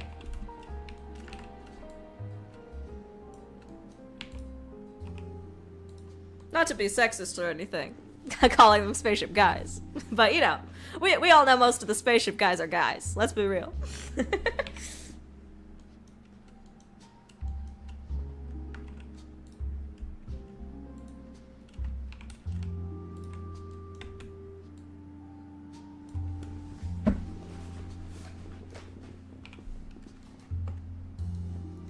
Hold on. Maybe I should actually be making this. What should I do? What should I do? Should I have an actual little spaceship gender neutral term? Yeah.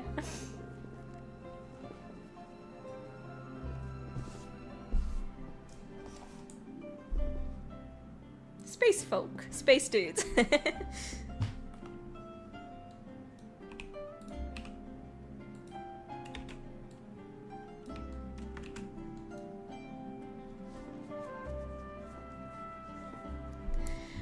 Sorry, I missed this one. Taylor says, I find it strange you're the only one that's doing a mystery game. Every other indie developer is making a horror game.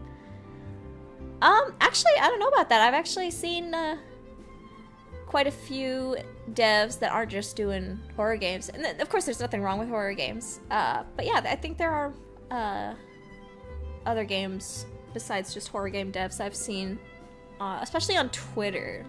Like, if you go on Twitter and go to the game dev space, I've seen quite a lot of different kinds of games. So if you're looking for more diversity in terms of indies, I recommend Twitter, actually. There's a thriving game dev community. There might be one on Blue Sky too, I don't know. But I think the ones I've seen the most are on Twitter. Like, there's usually these kind of like posts that are like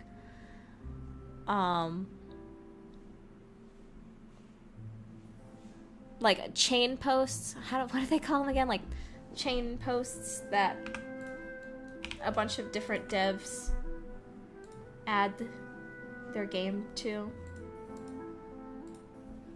Ooh, this might be too much. I don't think I need this many polys. Thank you, Taylor.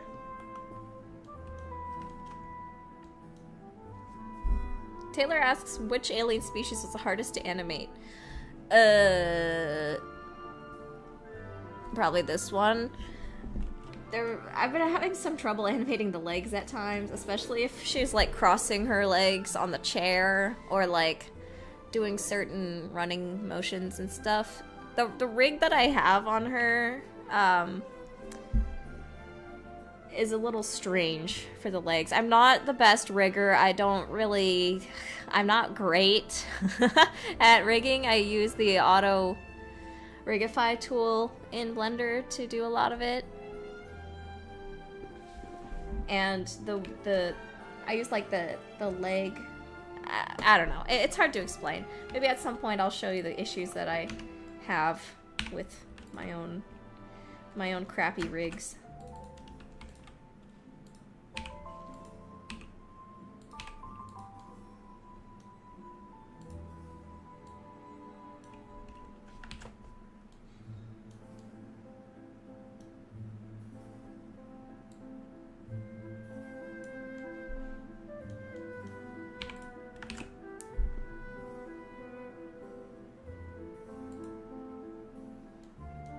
Auto weight painting? I don't... What do you mean? I of course I do auto weight painting, but then I didn't... Sorry, I'm trying to trying to figure out what I don't do auto weight painting. Like I do it, but I fix it. I completely fix it after. What I meant is auto rigify. Which is not really automatic. It's like putting up Lego pieces together, basically.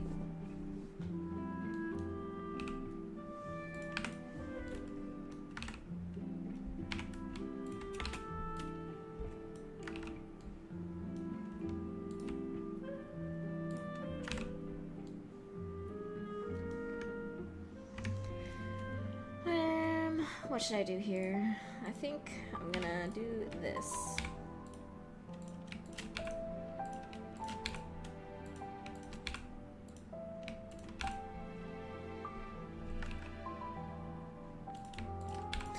Yeah, if I just did auto weight painting and called it a day, there'd be issues, that's for sure.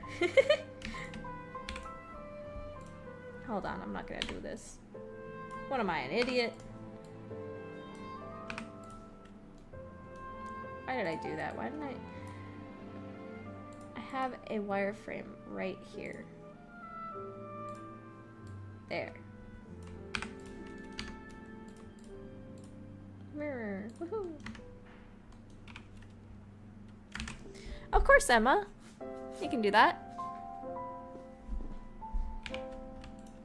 What's your book about?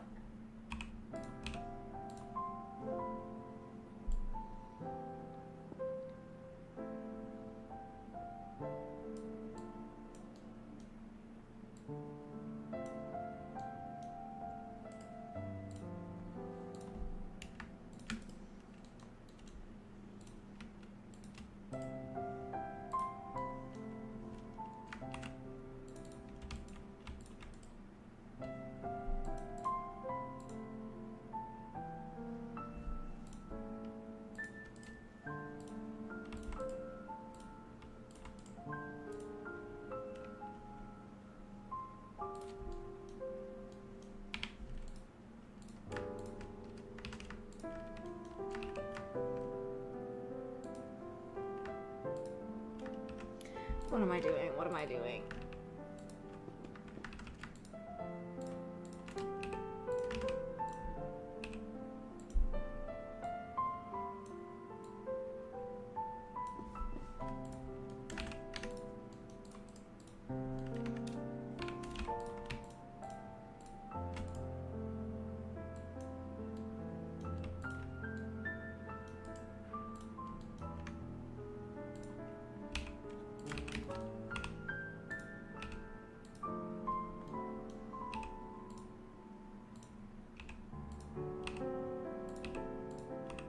I'm gonna have to adjust for the ears, of course.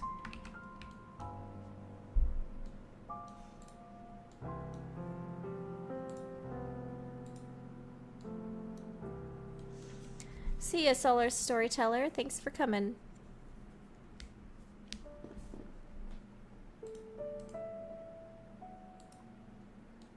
Oh my gosh, what did I just do?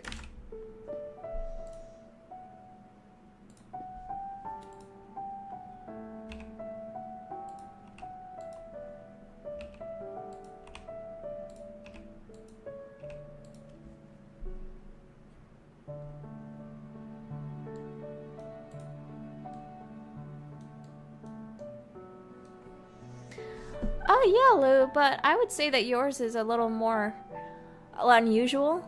Like, it's a more unique. Because even though it's horror, it's still like more visual novel than like a scary game, I guess. So I think yours is definitely more unique.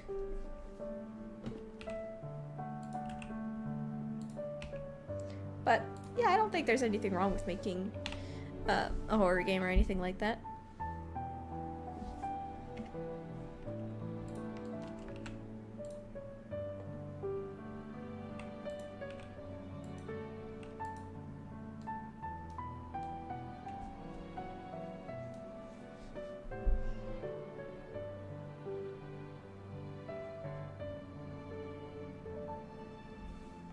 Emma, yes, I did see your last post. I commented on it. I'd love to see your book. I actually asked, what's your book about?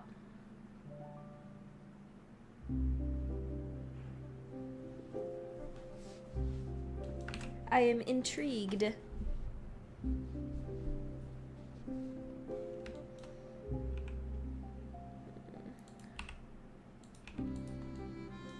Yeah, I'm gonna need to kind of work on adjusting the hat around the ears a little more. What if I do this?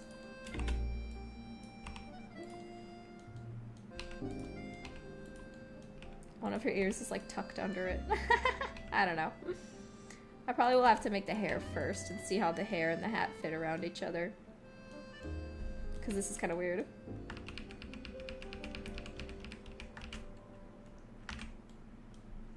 I might just...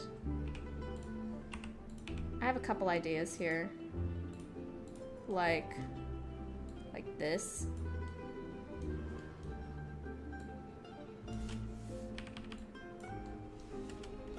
I don't know. I'm gonna work on that off stream probably. Because I do want the hat to be like a nice size, but...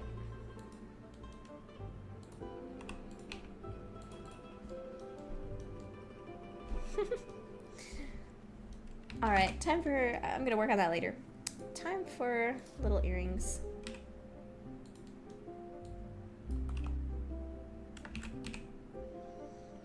And though this outfit is not really canon, so that's why there's cross earrings.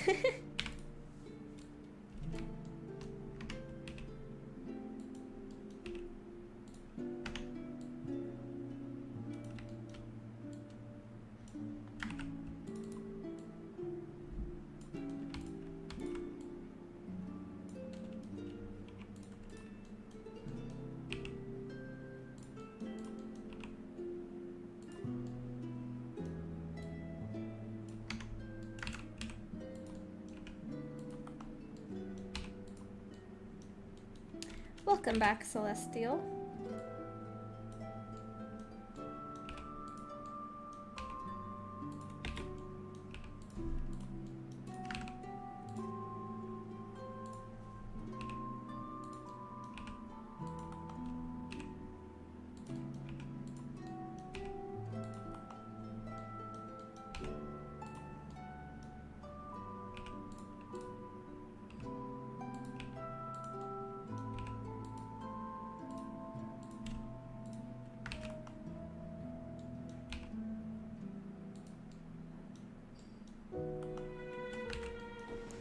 Heck yeah.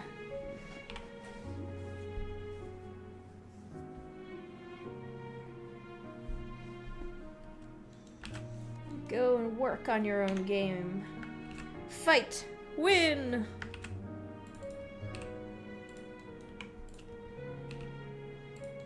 Yeah, I need to change the toggle. I need to change the toggles for my expressions because I'm now realizing how often I use 1, 2, 3, 4, and 5 when I'm doing my shortcuts in Blender. Though it is kind of funny. It's like I'm having mood swings or something.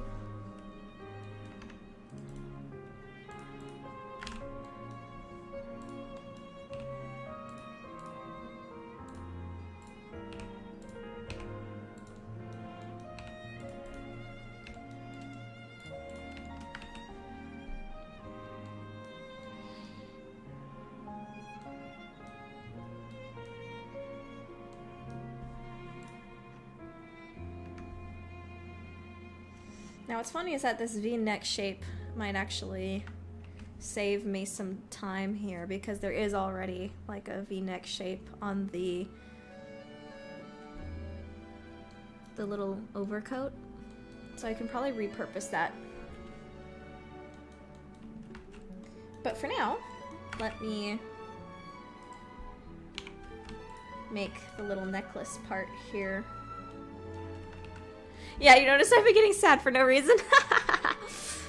Ah, that's just life, isn't it? That's just life, isn't it?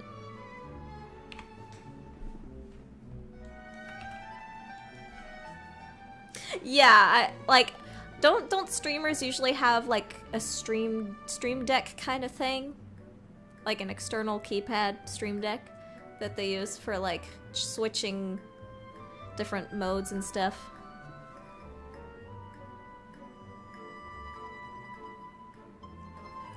Oh, Emma, that sounds cute. The Mouse of No Name, a story about anthropomorphic animals struggling with prejudice, how identity can be lost even when supporting a good cause. Interesting. That sounds cute. Well, not just cute, but like very meaningful too.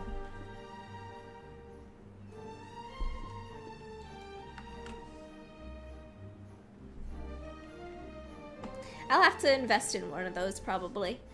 If the F1, F2 thing doesn't work out, then I'll probably invest in one of those.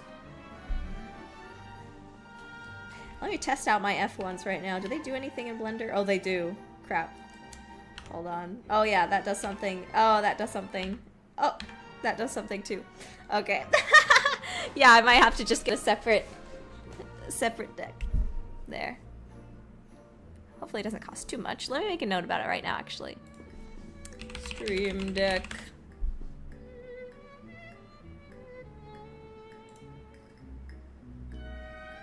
Oh my god. $100.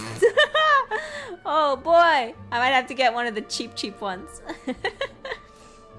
If y'all have any recommendations, let me know.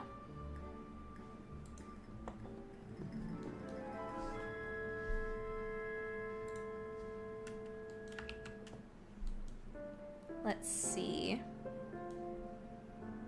Get a Corsair keyboard that has extra keys. No need for anything absurd like that. Good point. I actually do have a keyboard that has some extra keys, but I like having a small keyboard because the way my desk is set up. I'll think about it. I'll think about it. I'm sure there's a solution. Hold on, I might have found the solution already. In Blender, 67890 doesn't do anything. So I might just switch to like 6789 or something. 67. Okay, sorry.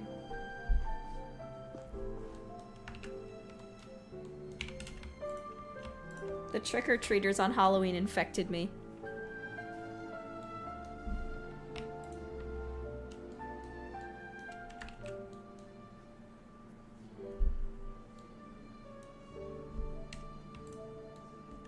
Sorry, I'm getting stuck on this part.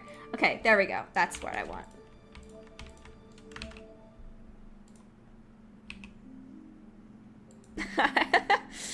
I'm sorry.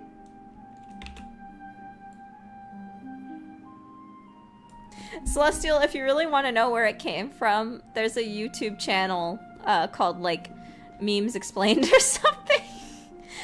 Like, the meme professor or whatever, I forget what it's called, but he goes over it. Like, yeah, Cranky is right, it comes from a song. And apparently the original meme was, like, a basketball edit of this basketball player who is 6'7". So that's why they put, like, that song over an edit of him, because that's his height. And for some reason, that of all things became a meme, so yeah.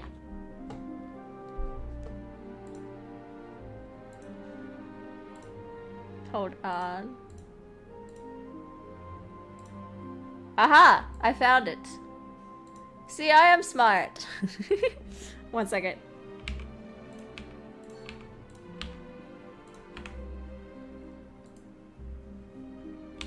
I did it!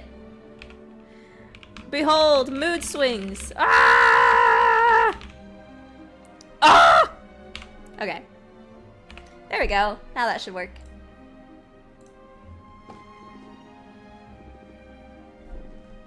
Lessons in meme culture. Yes, you're right, Heartful Dragon. That's the guy I was thinking about.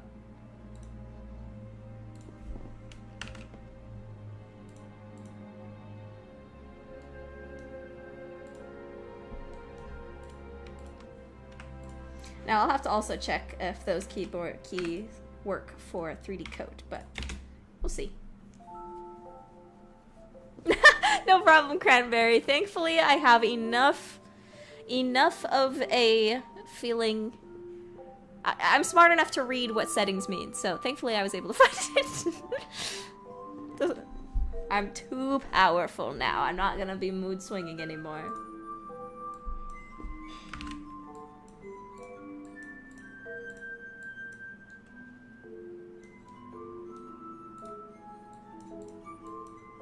I've been thinking about multi-streaming to Twitch, but I don't know how multi-streaming works.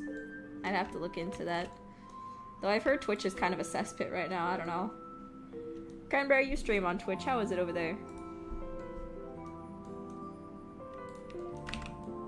Also, Lulu, do you enjoy streaming on Twitch as well?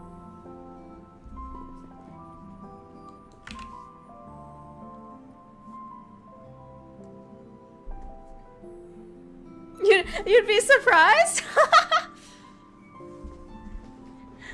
Yeah, yeah.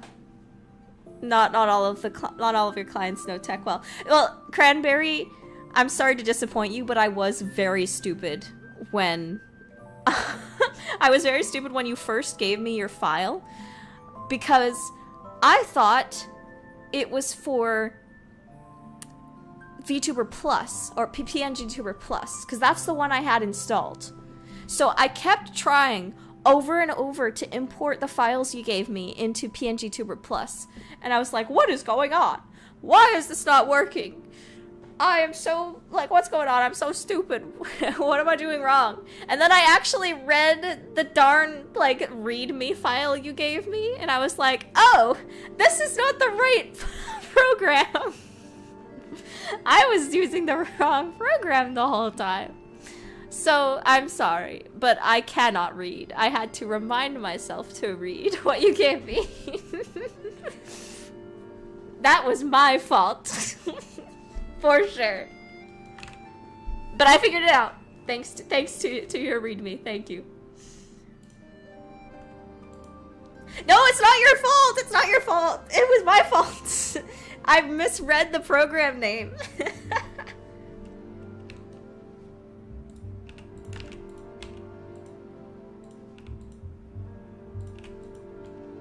Again, you saved me because it was your readme that fixed the problem.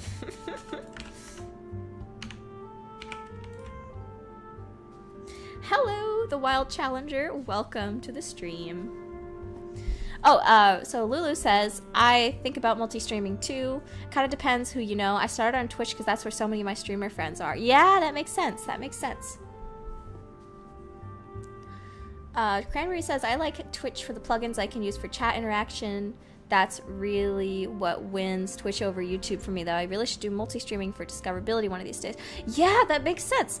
I have heard that Twitch has a lot better, like, little games and interactable things you can do with your chat on there, and that sounds really fun. I might have to look into that. Some of the streamers that I do watch, they do those kind of things with it, and it just seems really fun. I think if YouTube wants to compete more with Twitch or destroy Twitch, they really work on some of that stuff. I think it would be really fun. You should try playing Yu-Gi-Oh! You'd fit in with the players, they don't know how to read either.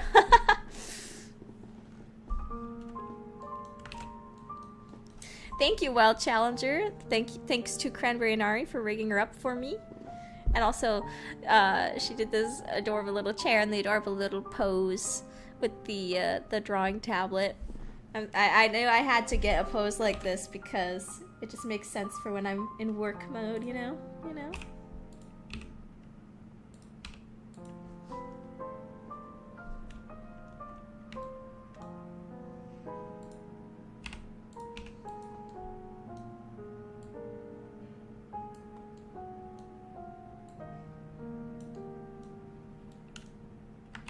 Also, you guys should give Roadkill Rose in the chat a follow as well. She does some very lovely gaming streams. And who knows? We might even appear on the same stream together at some point. Who knows?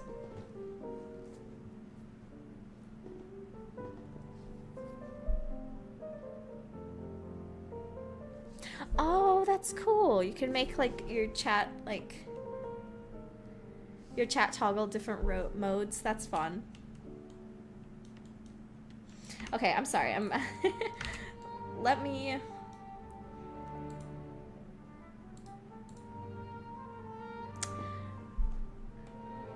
In fact, there might be other collabs in the future if certain members of this chat are up to it.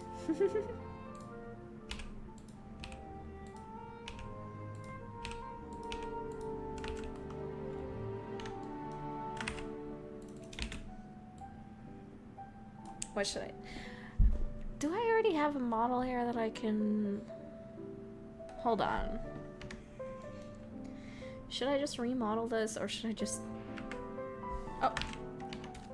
Yeah, it should be quick to remodel, so...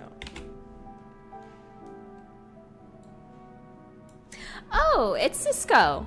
Okay. Nice to see you here. Welcome.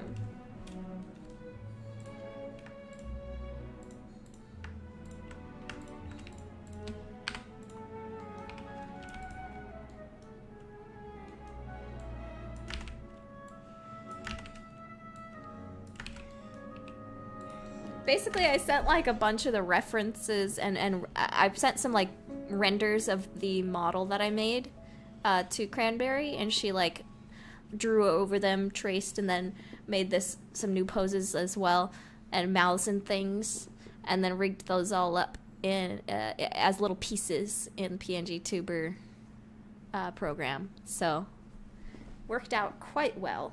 In fact, this kind of model might work better than a traditional tracking VTuber model because of how stylized she is. I'm not sure how well she would work as like a full-on VTuber. Oh, okay, I think that was it for that music. So time for some Nod Cry Genshin music.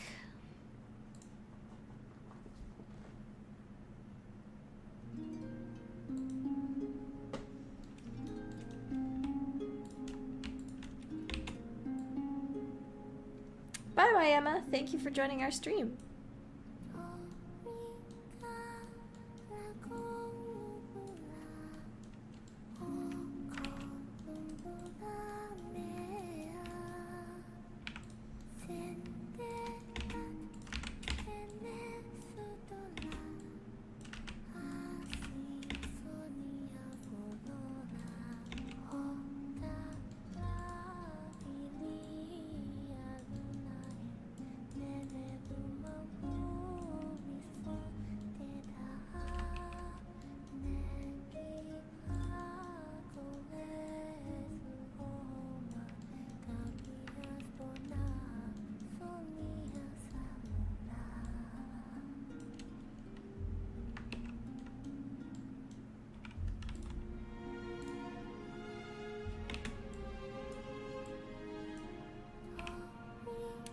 Expedition 33. I'm in the middle of that game right now. I'm like right in the middle.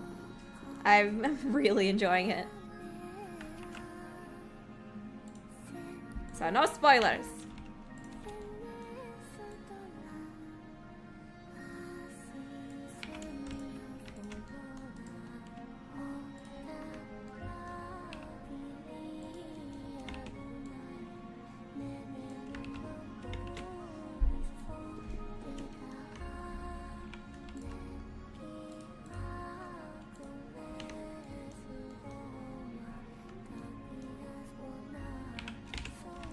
Yeah, I've heard it gets very emotional, and it's already very emotional. Like the first 30 minutes of the game is crazy.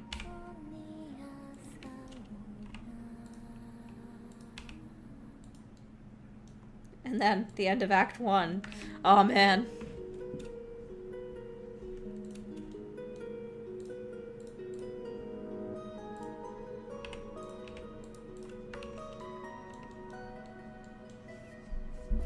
Thank you, Lulu. Welcome to the stream. Thanks so much for coming.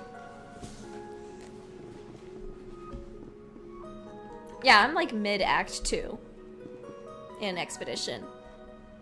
I'm enjoying it so much.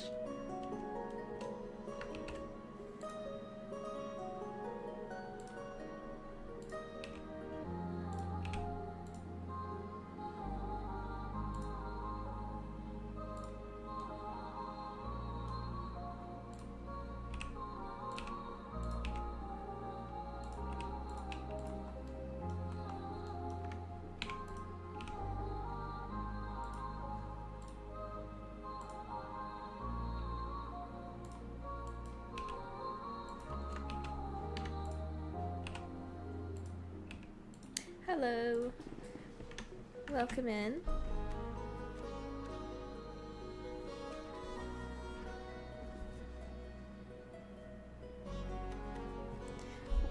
Which of my creatures would make a cool Yu-Gi-Oh monster duel card? I have no idea. Sorry. I don't know anything about Yu-Gi-Oh.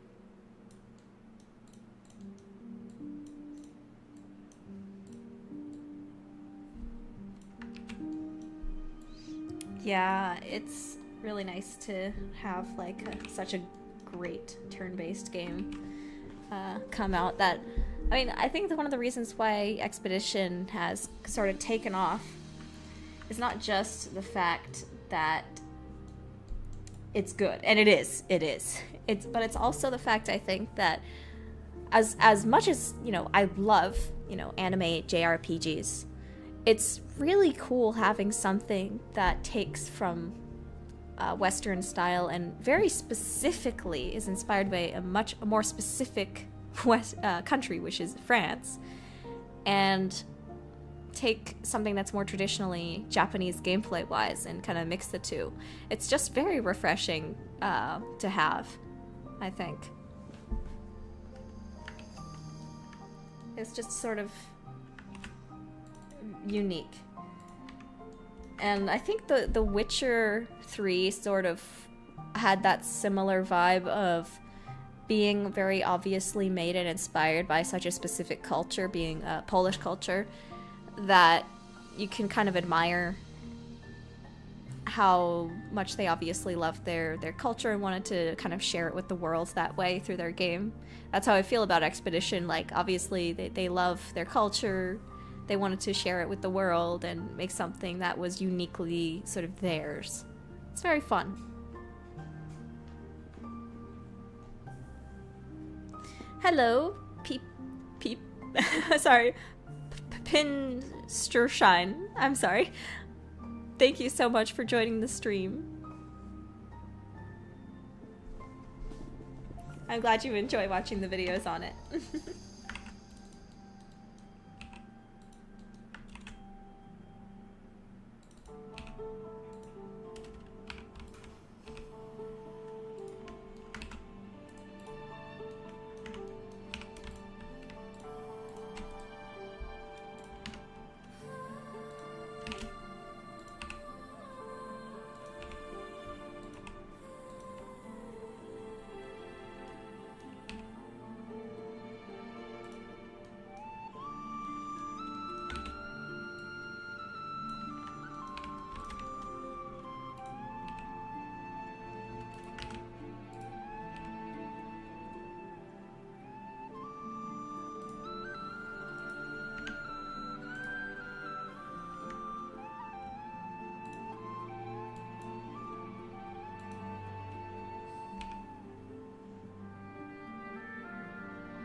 By the way, I finished Silk Song last night. True ending, Silk Song. Oh boy. Oh boy. No. I loved it. But man, that is a difficult game. I said on stream like a month back, I think, that I would be playing Silk Song, but if I got too frustrated and felt like I was wasting too much time, then I'd probably download mods. But I didn't. I held out. I played the whole thing vanilla. Was it worth it?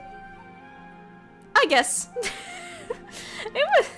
I really don't like the shard system, okay. It takes me a lot of tries to beat a boss, so when I feel like I can't use my tools in bosses because as soon as I run out, then I have to go grind to get more, because I die a lot. And so it just discourages me from actually using the tools in the game that the game wants me to use to beat the bosses. So it's just kind of it just doesn't work. I hate grinding in single player games. Like, are you kidding me? I had to grind so many times for rosaries and shards in that game. It was really annoying. The game is fantastic. It's a generational game, but I hated the shard system so much because it just punishes bad players like me.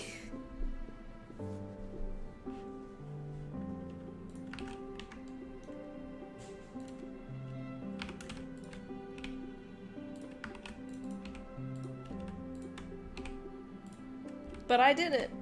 I did it. I beat the game. It was a fantastic game, but it also made me mad.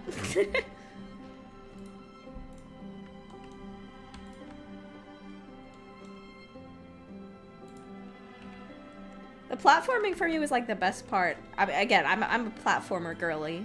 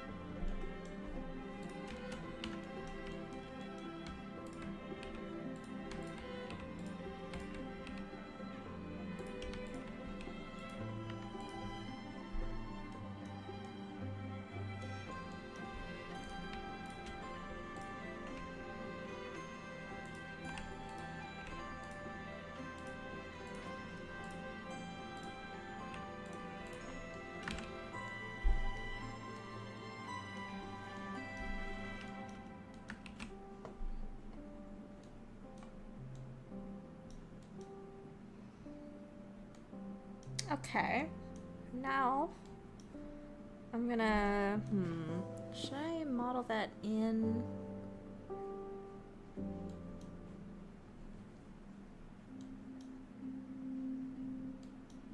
Okay, I think I know what I want to do here.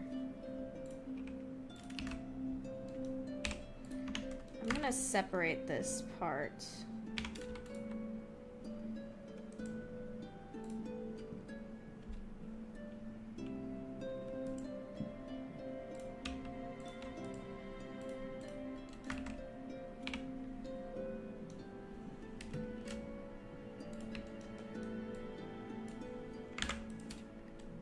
Cut off her legs.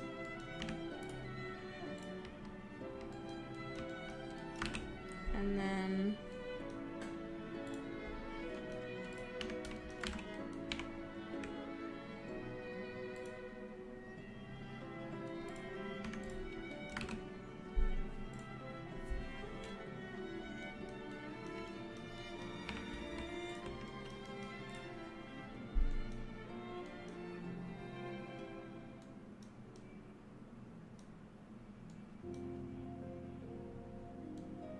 now I need to make kind of a little collar here on the side.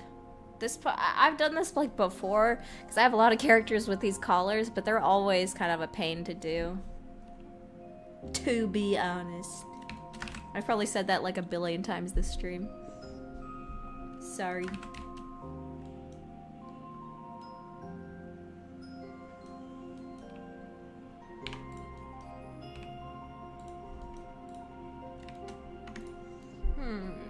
Where should I start? Where should I start? The modeling on this model is not going to be very long, I think, but the texturing is going to take a while. This is a detailed outfit. Hey! Welcome to the stream. Nice to see you here. I'm sorry, I don't know how to pronounce your name. J DeBasio Art. Welcome in. Thank you, Cisco. Okay, so what I think I'm gonna do here is I'm gonna start marking out where I'm going to extrude.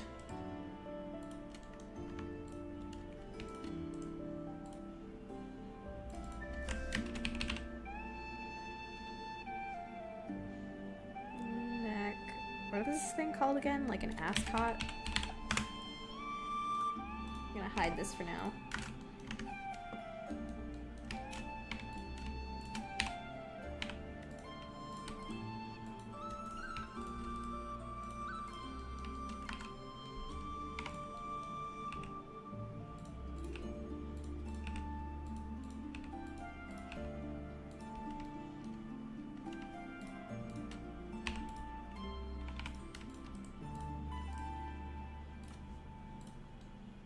So that's where this part's gonna go, and then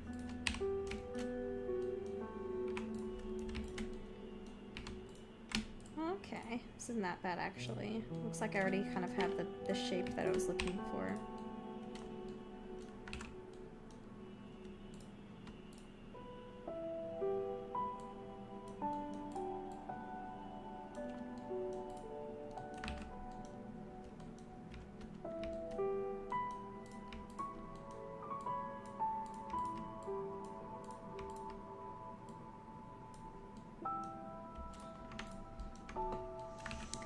And then,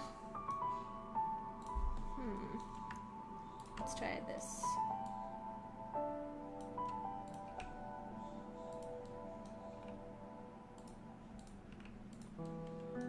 A cravat. Oh, thank you, Celestial. Okay, now I'm going to do, not that, I'm going to do this. I'm gonna separate it out like that, and then solidify to make it solid. Who would have thought? Who would have thunk it?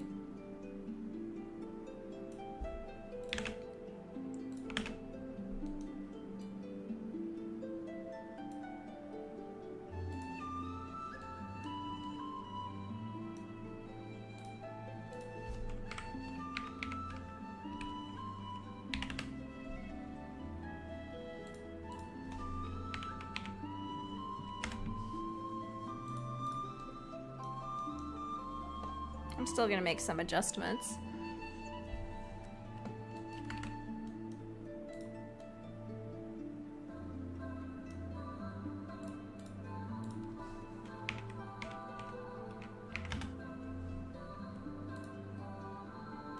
Wait a second, what's going on here?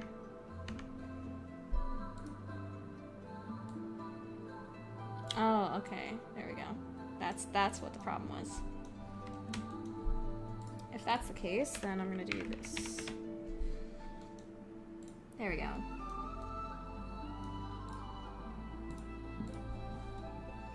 Ah! Okay, hold on. I have to get rid of my shape keys. That's why I separated the head from everything else.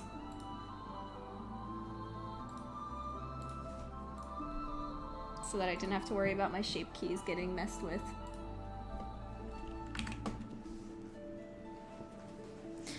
Taylor asks, in the future, are we going to get a game with a Western setting? Hopefully, yes. There's a specific setting I have in mind that I'd like to do someday.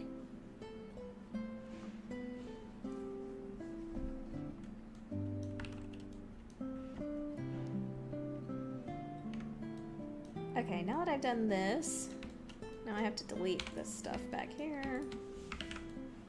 Oh crap, it's not doing what I wanted it to. 1 second. Why? Why?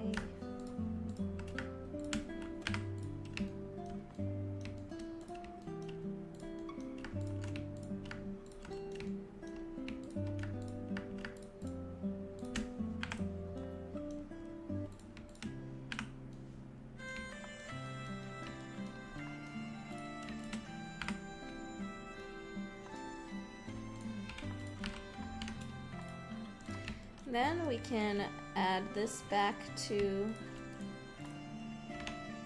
and then merge by distance. There we go, now it's reattached.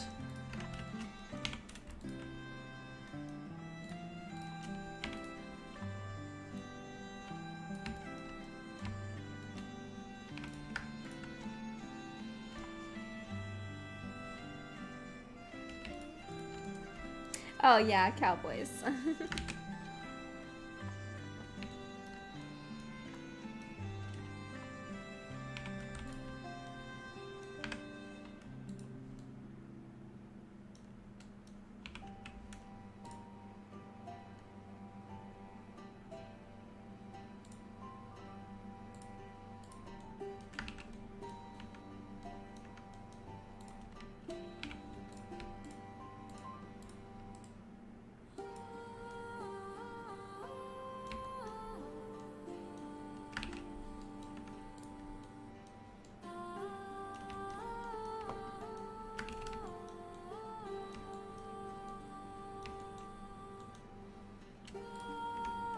Though I am going to adjust this a little bit.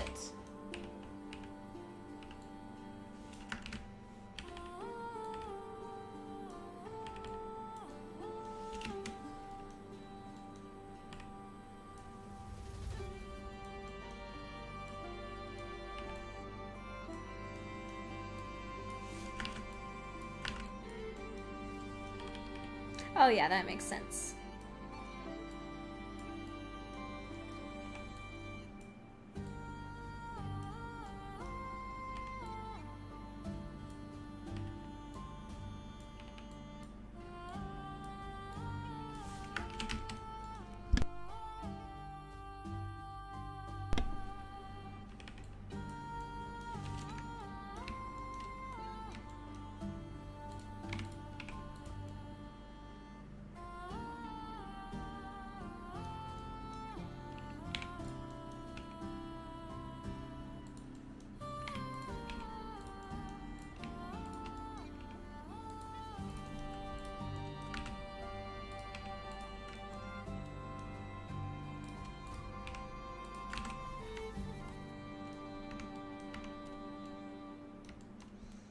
Sweet. Now the next thing to do here. Oh my god, wait, no, I'm so stupid. Oh my god. Oh my god. The coat is open. The coat is open. I made it closed here. I'm so stupid. Oh.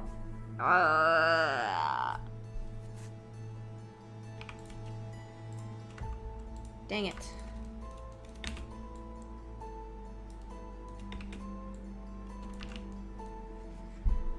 The code is open. Hank! Hank! Let's see. I can fix this.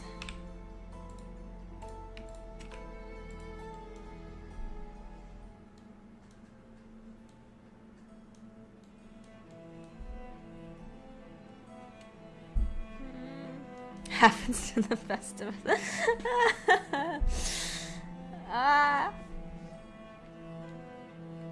Okay, where should I fix this? I think the vest could probably end here.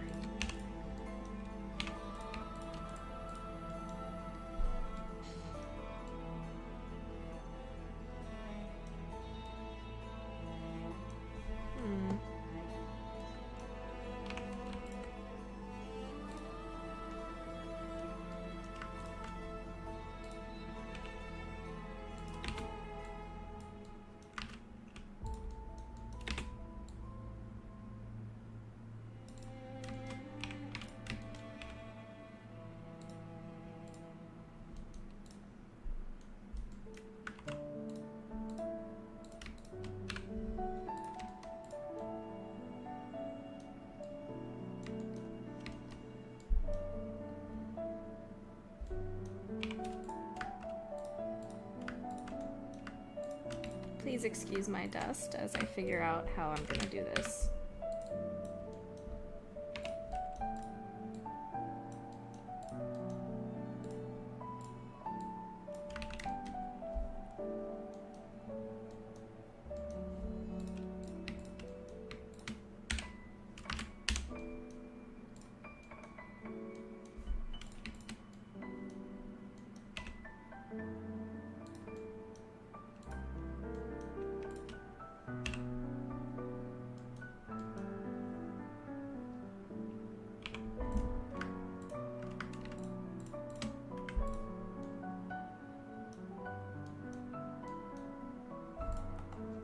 This is gonna be messy.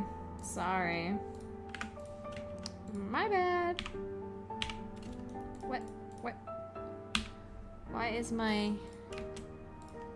Oh, wrong button. I'm such an idiot. I was trying to extrude, but I was pressing 3 instead of E.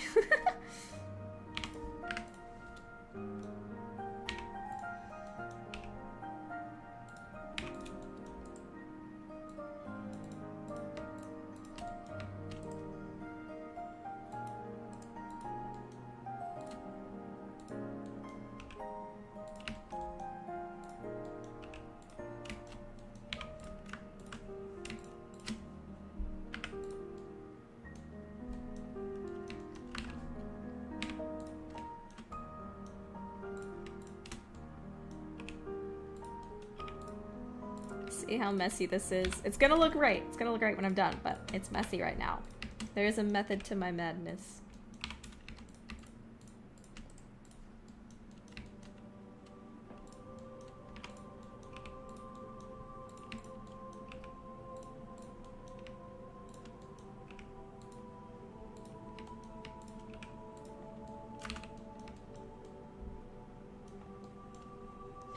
There is a method to my madness.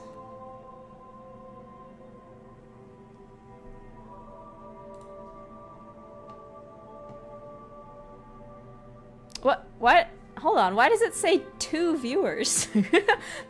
There's definitely more than 2 people in this chat. Press 1 if you are currently here, and YouTube is being weird with concurrent viewers.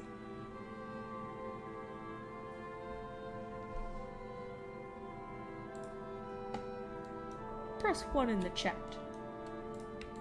Does it say 2 viewers for you guys? What is going on?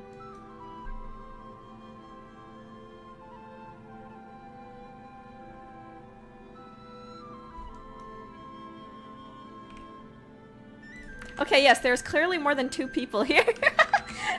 What? Does it say 2 for you guys too? That is whack.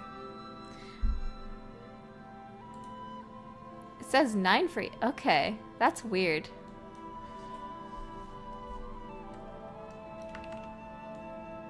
Thank you for letting me know. Oh, yeah, OBS is telling me like 2, but now it just went up to 5.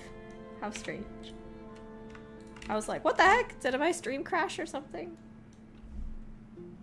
Yeah, I was like, I thought my stream crashed again. You just typed 2 because you want to be rebellious. Yeah. All good. Well, a good J. de Blasio art, DiBiasio art. That's because this stream is the debut of my new model. The new animated model. What do you think? Isn't it great?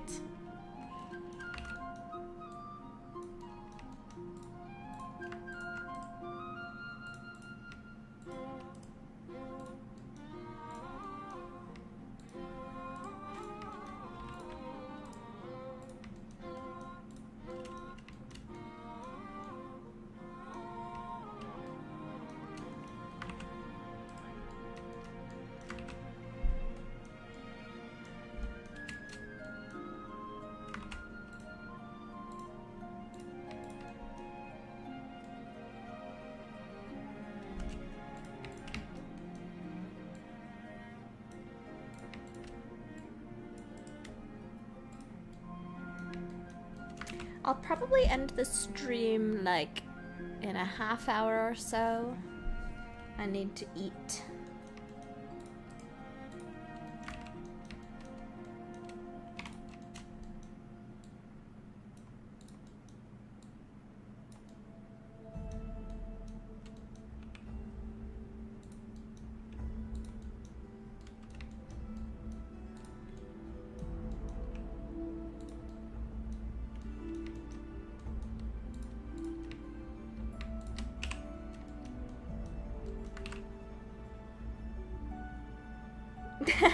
Well, welcome to the stream then.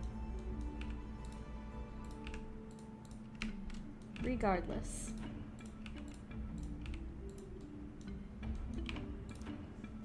Don't matter how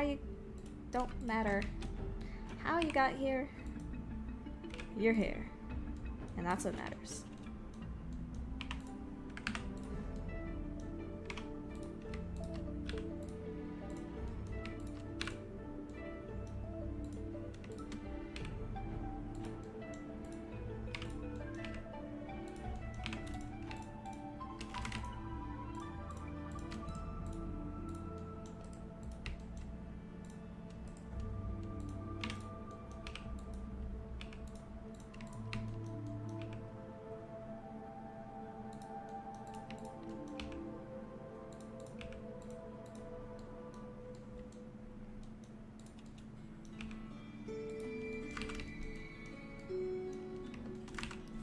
Well, thank you so much, Dan Rogan, for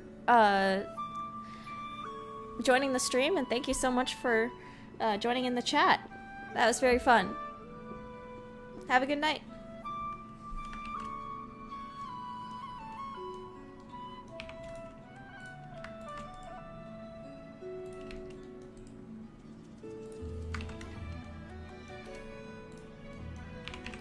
Okay, the normals are bugging me, so I'm going to reset the normals right now. There we go. Looking a bit better. Still not a big fan of the topology there, but I'll figure it out.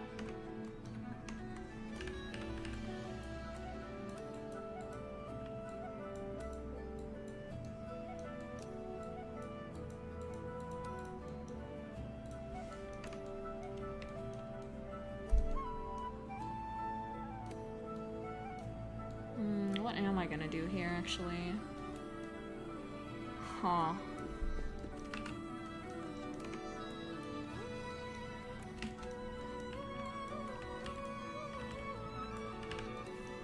Modeling is like a puzzle.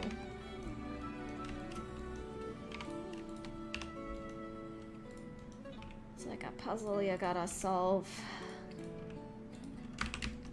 with their arms tied behind your back.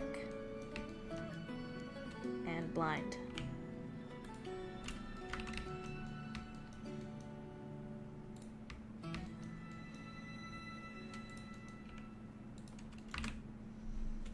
Might have just messed up again there with how how am I gonna do this part? Okay, what I'm trying to do is I need another like step right here basically to differentiate the height. Okay, let me try this real quick and see how well this works. Okay. I can fix this.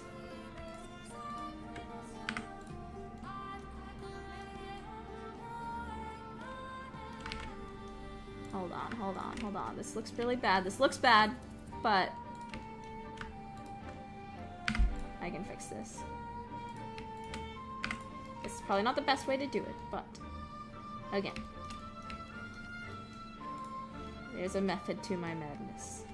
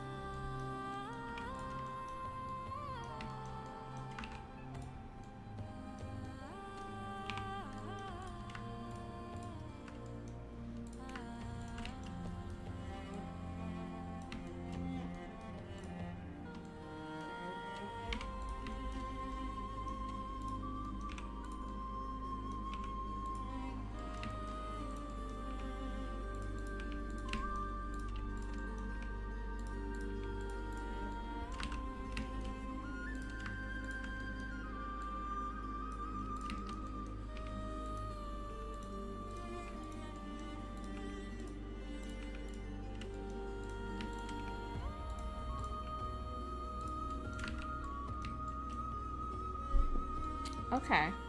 I think we fixed it. We did it!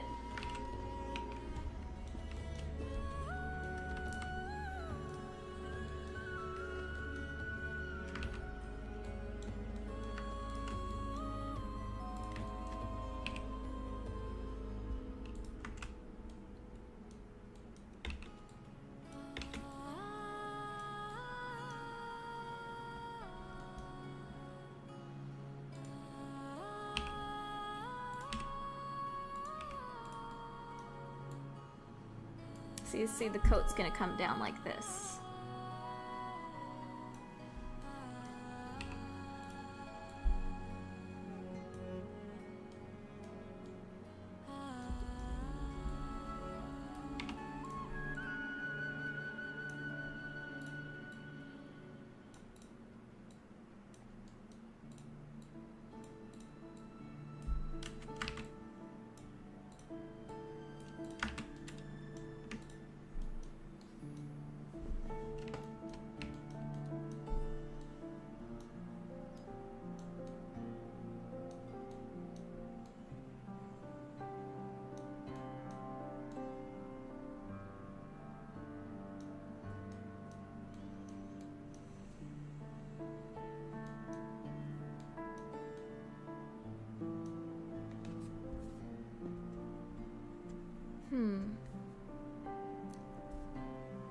I think we have made some great progress here.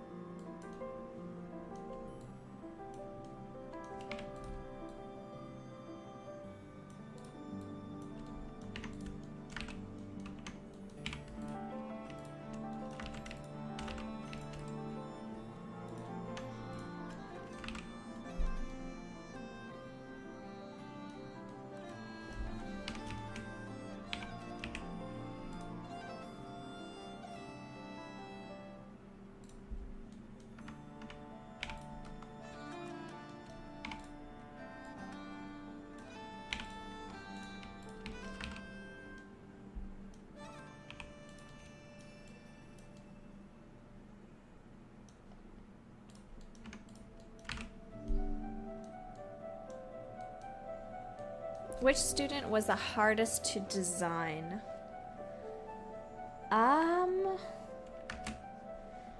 I don't know. Honestly, all of their designs came to me pretty quickly. Maybe the boys. The boys were a little harder to design, I suppose.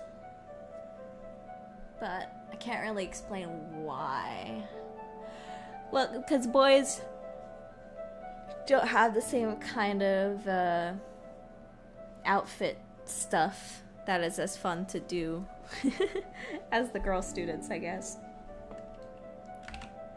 That's why I put like the sailor hat on Nicholas, because it was kind of a fun thing that I could do with his design.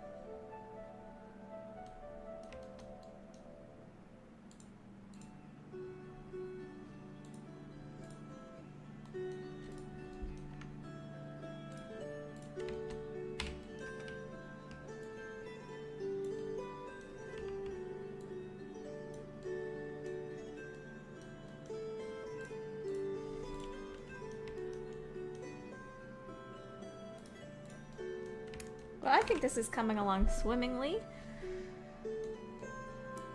Again, the hardest part is definitely going to be her hair. I'll probably have like a whole stream where I sculpt the hair and show you guys the process of sculpting the hair on that.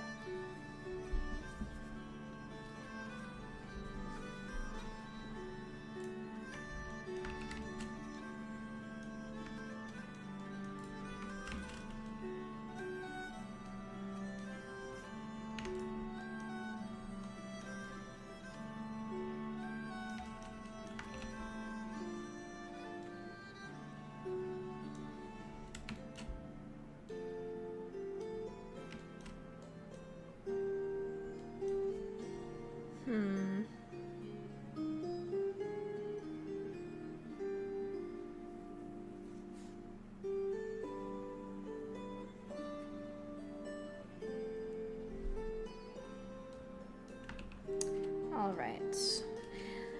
Yes, this is the backer exclusive outfit. It's the only backer exclusive outfit. The other outfits that were like designed by the backers, or suggested by the backers, like this one, those will all be in the game to unlock. They won't be like paid or anything. You have to do something in the game to unlock them, basically. Alright, I think I'm gonna go ahead and end right here. It's a good stopping point. As you can see, like I said, when you already have like a base mesh of a character to work with, modeling the outfits isn't too difficult. Again, it depends highly on the level of detail.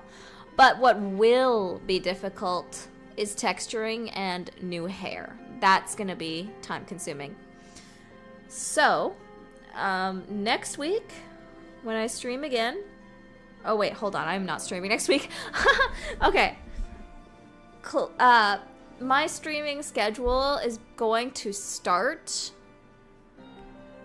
probably December, but again, when it comes to holidays and all that stuff, I'll keep you updated on YouTube posts and Twitter and Instagram and stuff, and Discord, how the schedule's gonna pan out.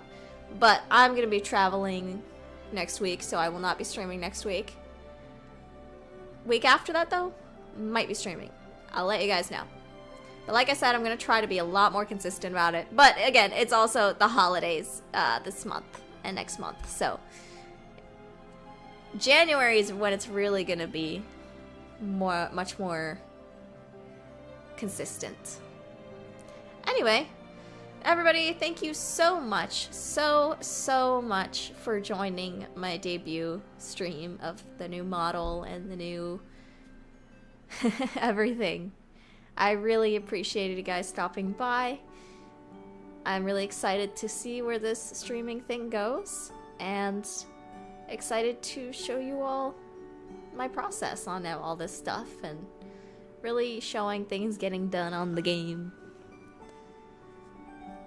And thank you so much again to Cranberry, not only for attending the stream, but also for making these models. And with that, I'll see you guys later. Ta-ta!